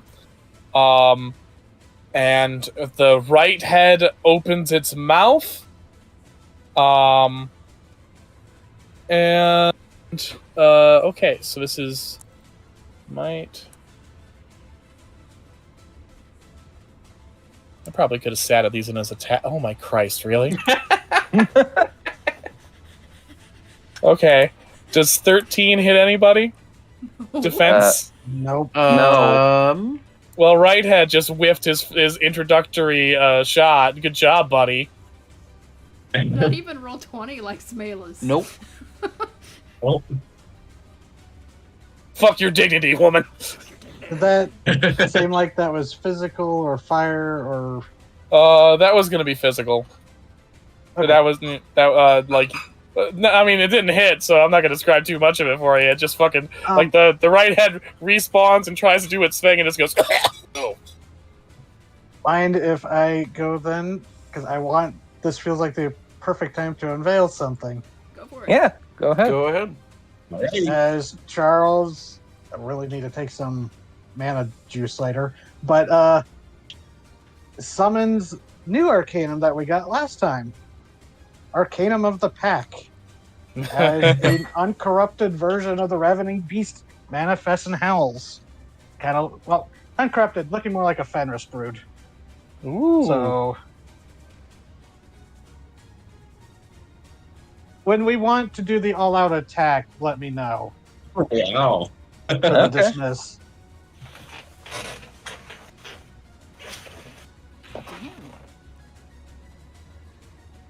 Okay. Some distant part of the crown and all the evil tainting this creature recognizes the spirit that you summoned here. as something that it once afflicted before that creature's death. She snarls in grim recognition, and then focuses on fucking Bright Eyes. Oh, you didn't fucking hit me! That's fucking hilarious. Okay. Oh, it's a Question. flare. Question. It says Fireball Bench. She's gonna, Fireball Bench. She's gonna use an Ultima Point to re-roll one of those. Okay. So does 14 hit your Bright Eyes magic defense? 14? Where are you? Remember that there are no resistances to fire right now. Yeah, I know. I'm trying to... It does hit. Okay, that's damage. Alright, good. Well- So you take 41 unless Charles nerfs it right now. Yeah, just leap in front with the shields. Thank you, Chris. And oh yeah, I just wanted to say, unlock the Arcanum because we defeated the Ravening Beast, negotiated peacefully with the Wolves of the Wood, and rescued Edmund's mom. Yep. Makes sense. Got that dog in you. Got the dog in you. Charles is trying to get her attention to hit him. Oh, I pissed her With off. his I think last- it's funny. There's one thing we know about Malus, one thing that was established very early on. She is petty. Yeah. Oh yeah, I just wanted to say, with the last level up from last session, I'm at 99 HP max. Damn. Nice. Nice. Okay, well that's one of your guys' turn, I believe. May I Would go? you like? Sure. No, you mentioned you were saying something, Greg. Oh, I was just going to use I have the amulet. We're gonna do the big group attack. Let's get everybody here. Go for it. Hell yeah. Mm-hmm. Just rips the amulet off of his chest and like, all right, guys, time to show the fuck up. Jack, we got a giant for you. Okay, I think as written, they were supposed to come one at a time, but it's way more fun if we do it this way. just the mid-battlefield rip. There's a ghostly ravening beast. Malus' weird form. Alright. All of these Oh, fuckers right. are in now. It lined up right as the music swelled. That was great. Mm-hmm. Okay.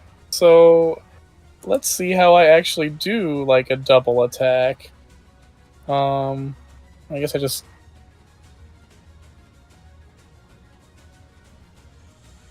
Yeah.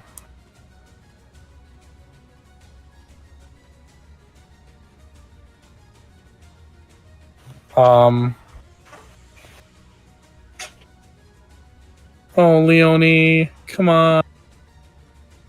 We can invoke bonds with Jack to make both of those hit. That's a treat. As she just bashes the fuck out of, and also with you guys, she just bashes the fuck out of the fucking Queen Malus. Of course, she we gets know. +3s. Yeah. Do any of you that's still have a just turn? for the dismiss. One of you still got a turn left, right? Yep. Hello. Do it. Do it, Yeah, Scott. me and Mom at least. Oh, then that means that she's still got a turn around. So Okay. I haven't gone since she started being a wolf demon thingy either, so. oh shit. Okay, well then, fuck, we got a lot of. This will Yeah, be I hard think for me to Charles keep was the track. first one Good to do job, it. Will. Yeah, I think Charles was the only one who has gone since she changed. Okay. Well, she's gonna Ignis. And this now hits everybody because she's in her final form. If it hits her magic defense, No. which I don't think it fucking does, because she can't stop rolling like shit. She's got a lot to roll with, too. I'm sorry, Will. No, I think this is fucking great. It's very thematic. Like, I'm not cheating. It's just that's how it's shaken out. God damn. Let me just double check my DM PCs. Yeah, they're Jesus Christ. Goddamn, lady. Okay, it's one of your guys' turn. Is there multiple targets again, by the way? Yep, you got 3 heads. 3 heads. Okay. And if they manage to actually make their rolls, they could do something really impressive. So I'm going to go ahead and use my sharpshooter skill of barrage and give the Giant Slayer slingshot multi-attack. Oh, that's good. So it's going to hit 2 of the heads, and each of these hits is going to do 5 extra damage.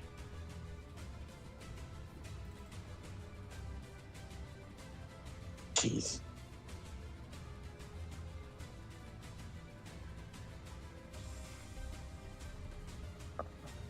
Oh, shit. I think I So only have to 20. roll once, right? So, yeah, you only have to roll once. That's 46 damage. Yeah, that's 46 damage. They are both looking pretty raggedy. At which point...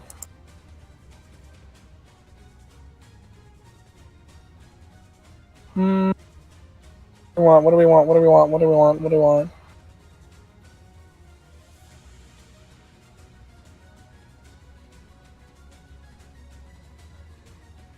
She swaps out Prince Abaddon and summons a new Arcanum, the Arcanum of Greed. Oh, okay, actually no. She's going to swap it out for the Arcanum of Gluttony, Prince Beelzebub. She is behind her. There's a demonic and draconic-looking fly with a skull-like head, wreathed in buzzing blue bugs, little flies around it. And she gains 40 HP, and whenever she damages somebody, she's going to gain 5 more.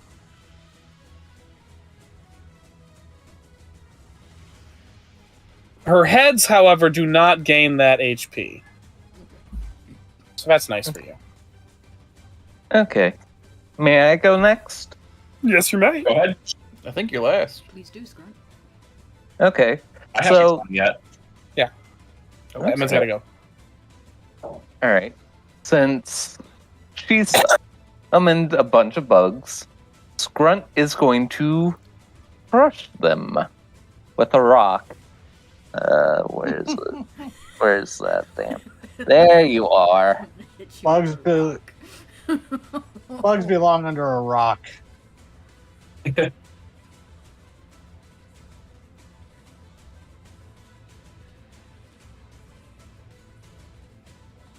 Are you Which damage choosing option all are you 3 picking? heads? Yes. And this increases by 5 since you're level 20 or higher. And thus unaffected by damage affinities. Hot damn! Well, the heads are destroyed. Down to 160 again. Fuck yeah! Good fucking work! I'm so proud of you all. No, don't do that, Coral. I think she's out of turns by this point because she does not actually have enough to go round for round with a team of 8. Edmund. All right. Emma.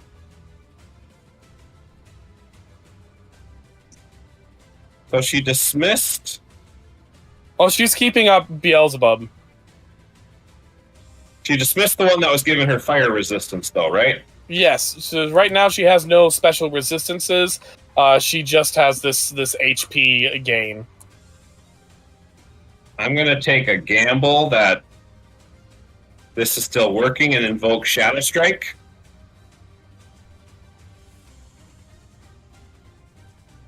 Yeah, Right. yeah. She is still vulnerable to dark and light. So you're going to deal an extra 8 damage. Oh, shit. And that is 26 to hit. That hits. And so that's 23, 31, I think 62 damage. A hit. A very palpable hit. Okay. 3 HP. She's in crisis! Oh boy. back to the top of the turn order. I think. No, because Jack and Sir George haven't gone. All right. Well, we know what Jack's gonna do. Do it, Jack. Do it. And that, of course, is doubled. Okay. Alright. 48. Yeah, 48. Oh my god. Okay. Jesus. It's George's turn. What's he gonna do? Alright.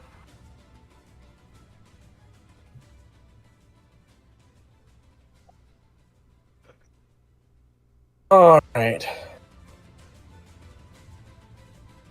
Oh, I should have updated this one. Okay. One thing I forgot. That's fine. Okay. Well, that doesn't make sense, William. Holy fuck, no. That's inaccurate. That shouldn't be. 2020 bonus. Let's roll that again. How is no. that even possible? Fucking Christ. You know what? Some weird math happened here. I'm just gonna do this manually in my head. So 7 plus 11, that's 8. That's 18 plus 20 rather than plus 20. That's enough to hit. Yeah, it would have been the 38. Jesus. And he does a good 31 damage as he just slashes this lady. Okay. Does she qualify as a dragon? No, she's a demon. Although part of him is looking at her as like, almost think I could have justified wearing the spike armor. All right, it's Melis's turn. She is looking ragged. What's her nastiest bullshit?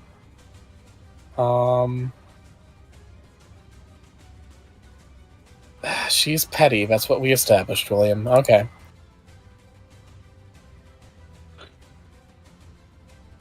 Okay, 16 plus 15. So does 31 hit you, Bright Eyes, physical? Yes, it does. Okay. You take 25 physical damage and need to make a might plus will roll of 12. No, I do. Go ahead, you cheesy bastard. Love you. It's the start of the turn. Love So, you. might and what? Willpower? Might and willpower. If that hits you. 30 something? Yeah. Yeah, okay. Just making sure. You want to invoke a bond, buddy? Yeah, I'll invoke a bond with Bright Eyes, since I pushed her out of the way. And I Yeah, have there you 3 go. You resist that, and so you're not poisoned. Oh, I'm immune to poison.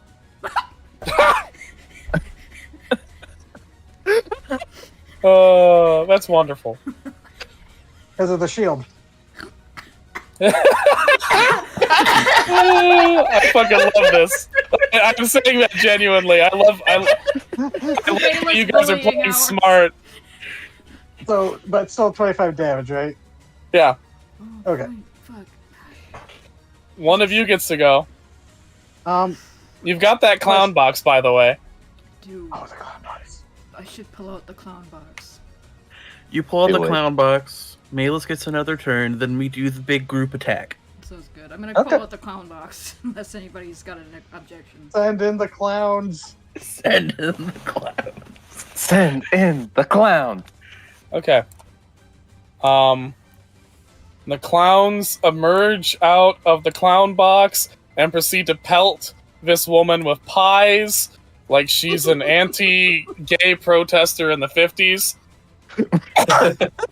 God. And because there's 4 of them, they manage to weaken each of her core stats by 1 dice size. Oh, God.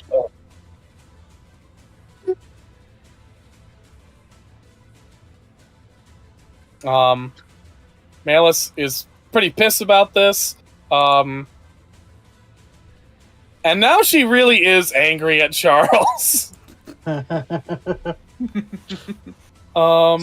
real quick. Just imagine during that, something the clowns, the music just cuts, to jaunty Calliope music as they pop in, and then resumes. Sorry.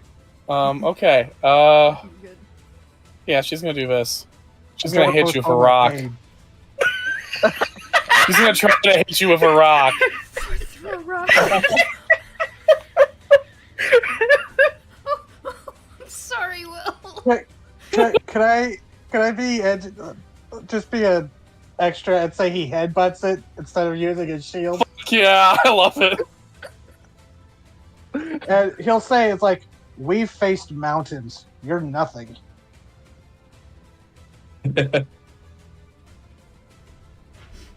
Okay, it's one of your guys' turn. All right. Is it time? Should I? We have literally everybody we can summon. There is no more prime opportunity. Do it. Okay, so I dismiss it, and each member of the party can make a free single attack against the enemy of their choice with +3 to the attack roll and damage. Okay. Christ alive. And Alrighty. it's just any attack, right? It's up to TT. Any attack. All right. I'm not actually gonna worry too much about who hits because I'm pretty sure this is gonna do it. You know, I haven't used this before. Wait, wrong one. I'm gonna let Oh, max damage on that. Shit. Longshanks take this one with his fire spray because that's fucking funny. Accurate. Jeez. So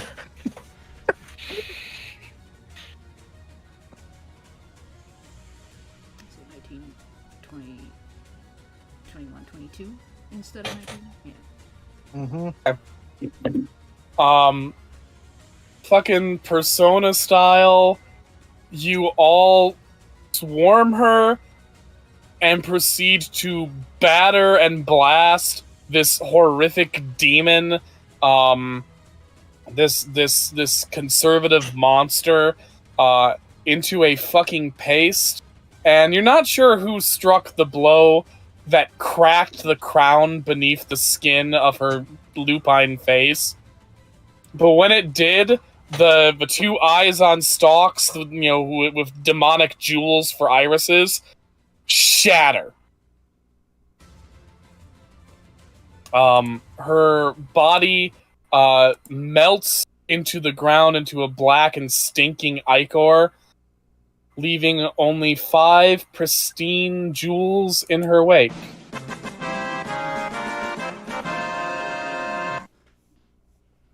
The seven-eyed devourer is no more. Hey, we did it! Says the clowns. I will hold up my hand for a high five for all of them. Thank you very much. Mm-hmm. Okay, I was wrong earlier. Her blood actually does look different than the rest of ours. Yeah. Yeah, all gross.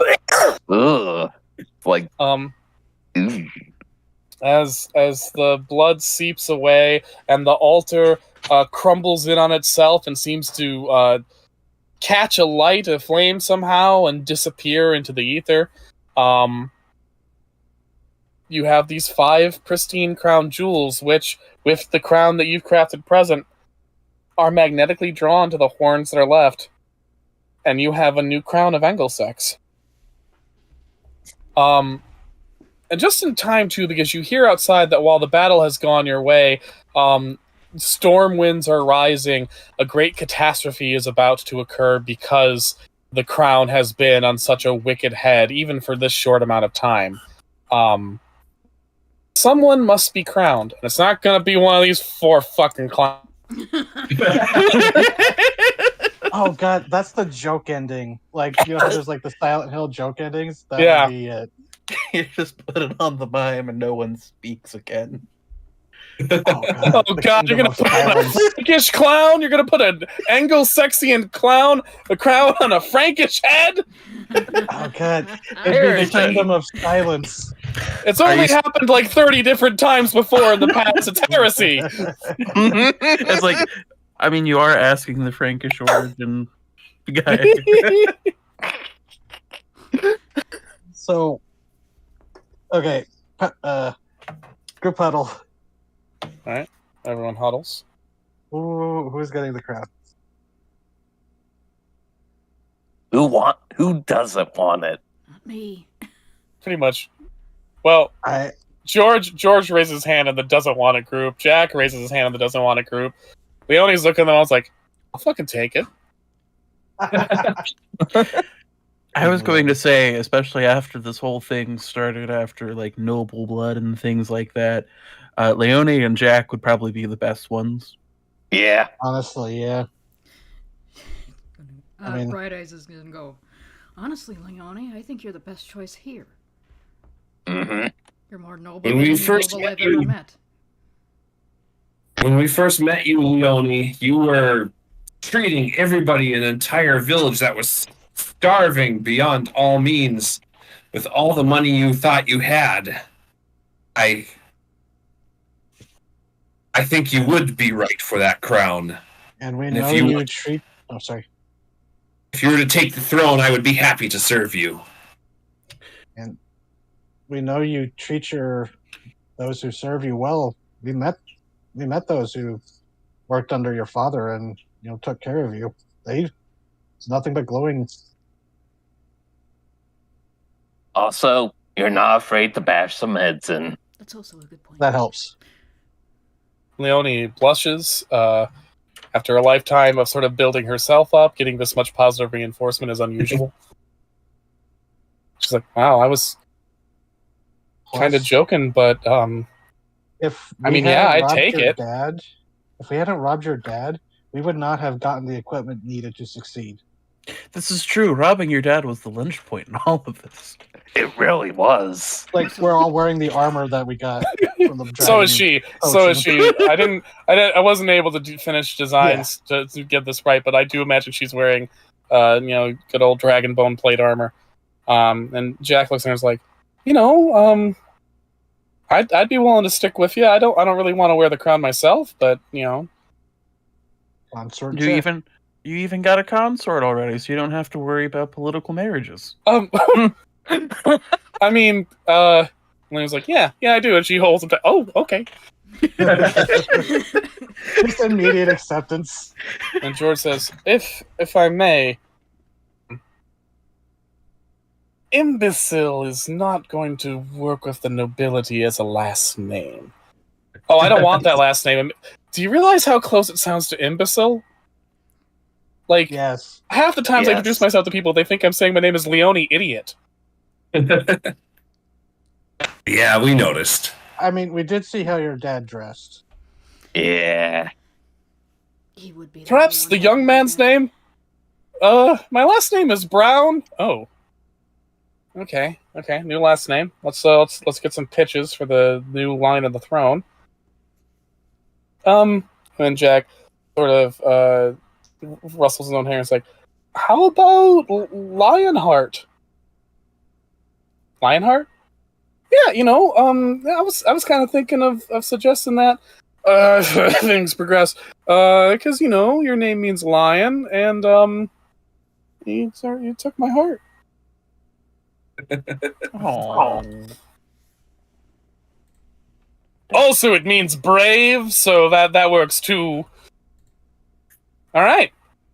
Reign of Leone Lionheart. Let's get the crown on here before I change my mind about this. Plus, it means your dad can't get a penny from you.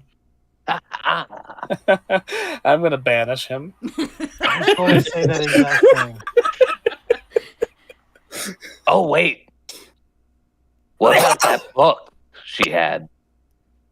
The horrible grimoire of demons. Yeah. It's there. Squirt's going to grab it. Let's You make sure fi- no one gets this. you find the major key of Sir Solomon. Oh, As one of the most complete compendiums of the demon society in fairyland, you guess, called Hell, like a specific fairyland or netherworld of some sort. You think maybe it has something to do with the Germanorian concept of the afterlife, but it's not spelled correctly, so it's probably unrelated. Okay. Leone bears the crown. I've got my endings written.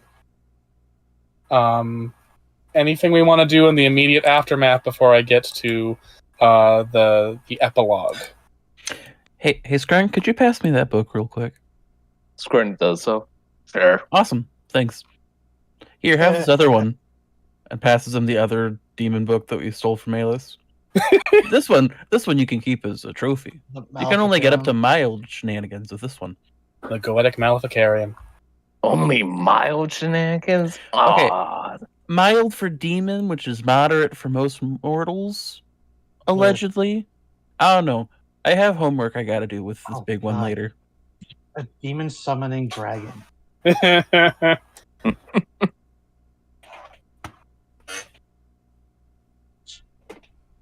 see Scrunt in campaign 2. Scrunt the demonologist. Oh, the ale. We should go pacify the Spartoi if possible. All right, you guys go down below. Well, a good number of Spartoi were slain. Many have been subdued, thanks to the efforts of your allies. And as you pass out the Germanorian ale, everyone's in good spirits. Enemies are becoming friends. Engelsex is restoring to order, and as Leone steps out with her new crown, the noblemen who have been assembled by Garston on your side look, and seeing as storm clouds literally depart as she exits the tomb tower, immediately bend the knee and swear fealty to the new Queen of Engelsex. Ruler. Queen. Oh, just for flavor, could I have invoked the Arcanum of the Crown before I left, so just really signify her Fuck ascension? yeah. Fuck yeah, like really showing the holiness of it. Holiness. The sacredness of it. Yeah. No other person can have this Arcanum as long as we live. Mm-hmm.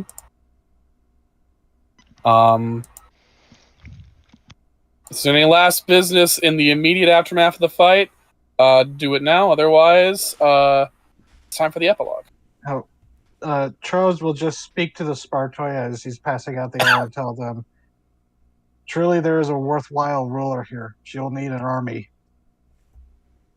They look to each other and say, we were taught from our sprouting to serve the Queen of Engelsex. And they too bend the knee to Queen Leone. Yeah. Step to George's side and go, not bad, huh? Not bad at all. An order of sorts restored. And he looks out at the army, which is composed of not just humans, but all sorts of creatures from across Engelsex, including a number of dragons, and says, I hope the world remembers this day. I know I will. On the plus side, I think it's been recorded somewhere, so it can be recounted again and again. I can kill you. Mont Blanc hides his diary real quick. Mont Blanc is openly like, so many people, so little time. So many people, so little time. She is going to reach out again and hold his hand as we stand there and watch this.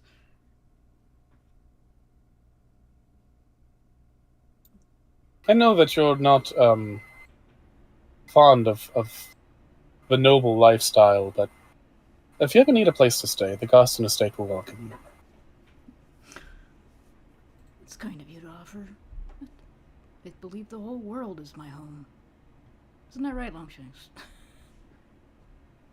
I fucking love doing cat noises in D&D campaigns. That doesn't mean I can't visit, though. Always welcome as a visitor or what have you. Both of you, he says to the dragon on your shoulder.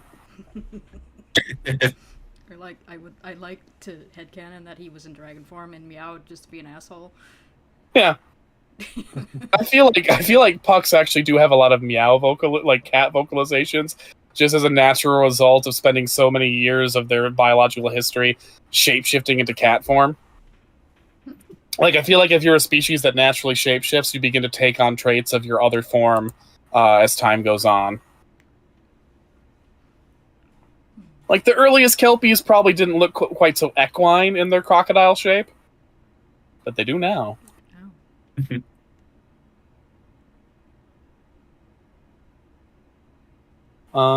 Yeah, okay. If no complaints, we're gonna go to the epilogue. Hell yeah. Okay. Alrighty. So, okay, I've got this right over. Months have passed. Angelsex finally escaped the many disasters and misfortune that had befallen it in the wake of the king's death. Stability had returned with the crowning of a new ruler. In Hansand, the farms are reaping a bigger harvest than any on record. The witch Sycoraxine is swarmed in the streets with children asking her to perform magic tricks. Her friends, the Griffin, Troll, and Knucker, live not too far from town, and Sycoraxine can even see them working with the townspeople. The Knucker brings fishermen fish it caught. The Troll removes boulders from plots of farmland, the Griffin carrying youths on his back as he flies into the sky. As she watches her friends and neighbors, she is approached by a few youths on the verge of maturity in town who ask her to teach them the ways of spellcasting. Sycoraxine smiles, her heart warmed to have found a home. In Perrault, the ruins of the Von Hubert Manor have been cleared away, and a new manor has been built over them. People gossip about the owner as it's not a permanent resident like the former Baron, but rather the Count of Whitby, who wants a nice summer home when he's in this part of the country. As the Count of Whitby looks over his property, his son explores it as well and finds a hidden passageway, one that was not in the floor plans, leading to a stairs that goes deep, deep into the earth. A set of stairs much older than the rest of the house. That will be important in Dark Chivalry whenever the fuck I write that. In Grimhelm, Dora Rain has been growing up happy and joyful, and her guardian Countess Vespity is beloved by the populace for her fair rulings and strong moral character. Her castle is notably cheerier than ever before, with singing heard in its halls every night, and the new knights of Grimhelm all have a mischievous yet kind-hearted nature. They are understanding of people and just in their rulings, and also prone to just a little bit of tomfoolery, even when on the clock. One of the songs that has become very popular in Grimhelm, despite a lot of people not knowing its true origins, is, of course, the Ballad of Big Bubba Bugbear. In Summerlee, Long Lankin weeps as his beautiful sisters, save for the youngest, have finally found spouses to provide for them. Fine, strapping human men with great fortunes and stable lives that will offer them a happy life moving forward. In the mountains, the terror Tatzelworm stalks up to a high peak and enters a cave with a freshly slain boar in her jaws, which she buries in the ice before stoking the embers near a mound in the center of the cave. Within the mound are 10 eggs. In Langchild, Gollygot and his ogres have finished rebuilding the section of town they destroyed and officially make peace with the tiny humans. A ogre and human celebration proceeds that night, which results in another half of the town getting destroyed. This is the 5th time this has happened since the defeat of Queen Malus. And in Thamium, the capital city of Angelsex, which you guys didn't get to see, the new queen shapes the future of her reign. For the years that followed, the coffers of Angelsex suffered tremendous losses, just diminishment and diminishment throughout the reign of Queen Leonie Lionheart. But the prosperity of the common folk was never grander. Food was plentiful, poverty almost non-existent, and when times grew tough, the people pulled together at the command of their beloved queen. Most of the noblemen were displeased with her reign, for their wealth declined and they had to live in only moderate luxury. But the queen was so popular and the environment so stable that no rebellion could find legs. When she passed, having lived 92 warm and pleasant winters, she was succeeded not by one of her descendants, but by an upstart member of a more prominent noble house. Nonetheless, the Lionheart family remained a part of the noble lineage of Angelsex from then on. The crown forged by Vormodon the Dread would never be sundered like its predecessor, for it was as much a part of Angelsex itself as the heroes who forged it and the enemies they faced to make it. When the kingdoms of Britance united once and for all in the far future, it was this crown that the king of the country would wear. As time wore on and its luster faded, the crown ensured that whatever strife the kingdom might face, heroes would rise to face it, often from the unlikeliest of places.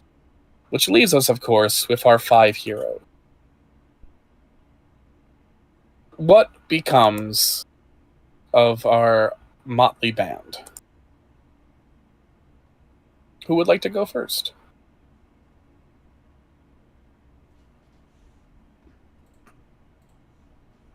The silence. Well, I'll just do it in alphabetical order.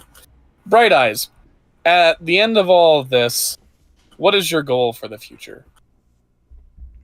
So, Bright Eyes, after everything is done, she does return home. She greets her parents, tells them what happened, forgives them for what they tried to do, and then leaves again to wander the countrysides of Britance or any other countries that she feels like going to, until one day she just vanishes and there's no word of her except for a Puck that comes back with her hat.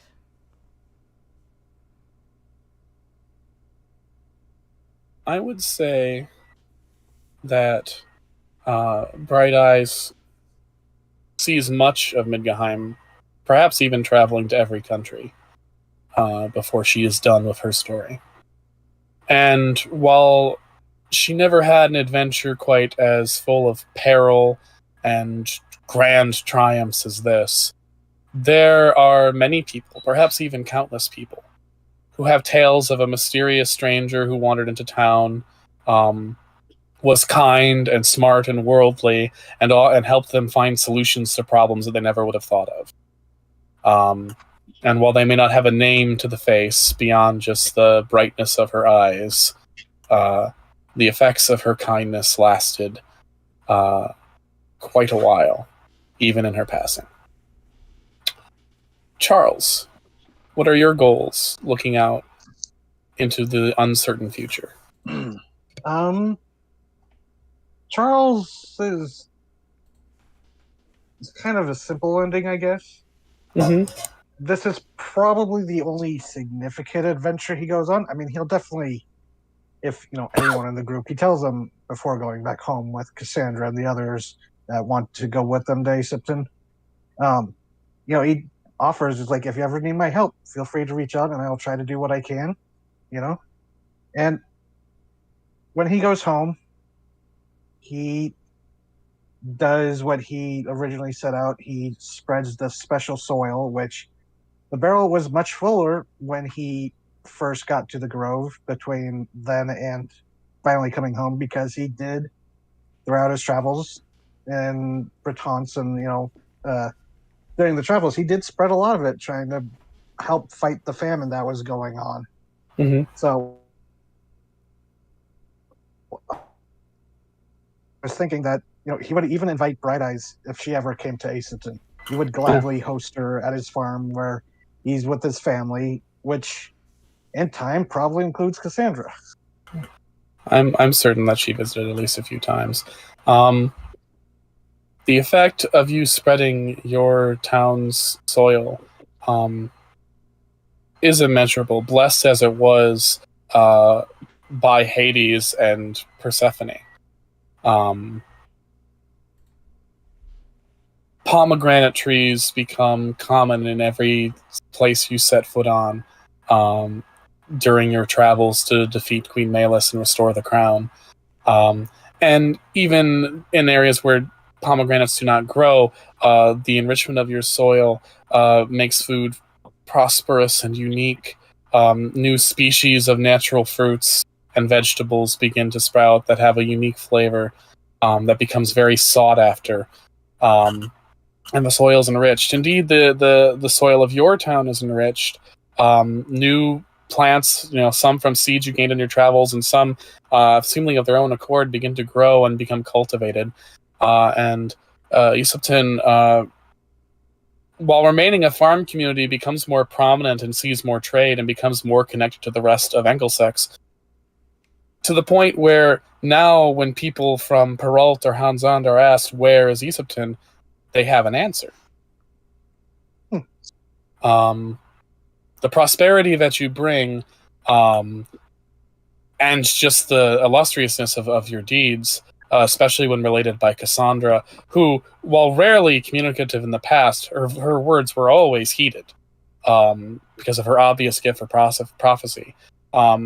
It raises your esteem in town. Eventually, you are made mayor of a sort. Not a super stressful position for a small farming community. It just means that people go to you when they have a problem that needs sorted out. And yes, you and Cassandra do get to tie the knot in whichever way you find appropriate. And I think part of his vows, because I brought this up to you before when discussing the possible future, he tells her whatever ceremony, like, he was the one who offered her pomegranates the first time they met, only to become the one who couldn't leave her. Aw. I'm also going to say a lot of the Spartoi that Malus created eventually seek you out, wishing to know of their culture. For while they may have been made of Bretonch dragon's teeth, the spell of the Spartoi and the use of Spartoi is inspired by Mediterranean custom. It is a Mediterranean spell. And there are a number of Spartoi and Spartoi descendants in Eastupton, and so many of them are welcomed. And as a result, Eastupton is also fairly well guarded. Not that it ever really had problems with it. You got Gorgons around, for fuck's sake. But you bring prosperity and safety to your people in many ways. Edmund, what are your goals going forward? All right. After swearing to serve in Leonie's court as a knight, Edmund first has a promise he has to fulfill, and together with his mother, they finally return to their home. And as they reach the door, whether Edmund was a man or a beast has been lost to history. I like that. My personal interpretation, which is in this case is not canon, because I like the idea of leaving it vague. My personal interpretation, if I had to pick an option, which I don't, because I'm God, would be that Edmund gained the ability to control the transformation much as his mother does. Because I think he did learn his lesson from the and thus would be allowed to break the spell. But I also think he learned that this part of him isn't necessarily something he has to lose, just something he has to learn how to utilize. But this is my personal interpretation, and I do think leaving it vague is a more interesting option. So I will say that is the as canon as the ending of Edmund gets. Whether or not he became man or beast is irrelevant. He became Edmund. Not who people told Edmund to be, but the person that he was. The person that he wanted to be. You lived a life of true nobility. Not nobility by blood and pomp and circumstance, but by action and deed and character. Your mother made up for lost time as best she could. and you learned to square things away with the tragedy suffered by the loss of your father and the separation between you and your mother. You trained with George. He officially made you. It would be insulting to call you a squire, but an apprentice. And taught you not the ways of dragon slaying specifically, but just of fighting and dealing with the fucking stress of these fucking pompous noblemen that you have to deal with as a knight. You were, of course, beloved by Queen Leone and King Jack. Sorry, King John, because Jack is too informal for a aristocracy. She summoned your family to court many times for feasts, and often for counsel, as she values your opinion. Not as a knight, but as a person who has seen how people live and knows how they suffered. And whether you were man or beast, again, the record is out. Some people claim one, some people claim the other, often depending on their political leanings, whether they were pro noble blood or anti class systems. But in history, you went down as a knight of great skill, of great virtue, and great loyalty. Mont Blanc. Oh boy. What are your goals, man? I would think you'd like to get some actual genuine magical training with this coven. Mhm. Because, like, don't get me wrong, the creature fun and finding it out on your own is great, but, like, he has questions. And after getting those questions answered, he also immediately hits the road because there's more magical creatures out there, damn it. You can't keep me in one place. Okay. And occasionally just pops up as that crazy guy in the woods who knows about creatures more than anybody else with a really weird big goose. Nice. When you asked your coven for assistance, Nellie Longarms volunteered to be your teacher in the ways of witchcraft and spell casting. Mhm. She went through many grimoires with you and taught you the ways of the Bleak Annis coven. And then you went out on your own. And while for most people you were just a strange witch in the woods, or warlock if we have to gender it because some fucking people are babies. I'm not. You're a bitch. You're a fucking witch. Goddamn I'm a right you fucking are. witch. We don't gotta gender this shit. Fucking Protestants. Full on, Mont Blanc is a witch. It's part of his, like, not realizing it to accepting it. He will always identify as a witch, and someone will go to him and be like, a warlock, and he's like, I'm not a bitch. Stop being a bitch.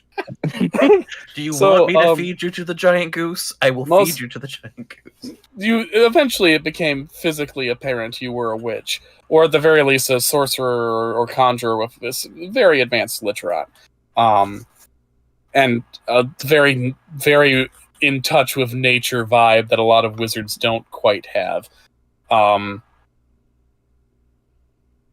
And most people would tread carefully around you, but like many witches of prominence, some sought out your counsel, especially because you were renowned for your knowledge, almost encyclopedic knowledge, of the various arcane beasts in the world. Even fairies, ghosts, and demons were not beyond your understanding. And what did you end up calling the great set of bestiaries you wrote? Oh, fuck. I didn't think If you about don't that. have a specific name, our filler name can, for the time being, be Mont Blanc's bestiaries. But if you come up with one, let me know. Give me a few minutes and I'll think on it. Regardless, they became, over time, one of the most sought-after texts on the study of beasts, on par with the sets of books on dragons that George Garston wrote. Of course, the first editions are the most sought-after because many of the reproductions done by other people couldn't resist editorializing and trying to correct your misinformation. I hope you can tell I'm doing air quotes Yes. about certain species.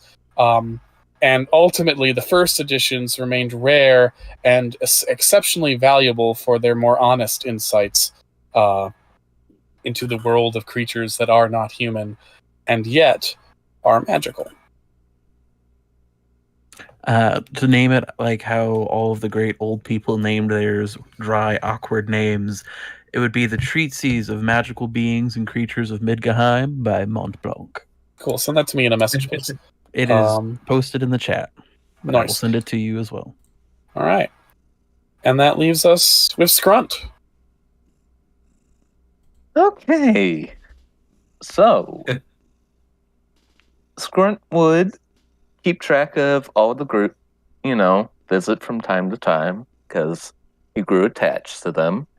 He'd also keep in contact with the dragons from the... Sorry, I'm forgetting the word. What was the enclosure they were in?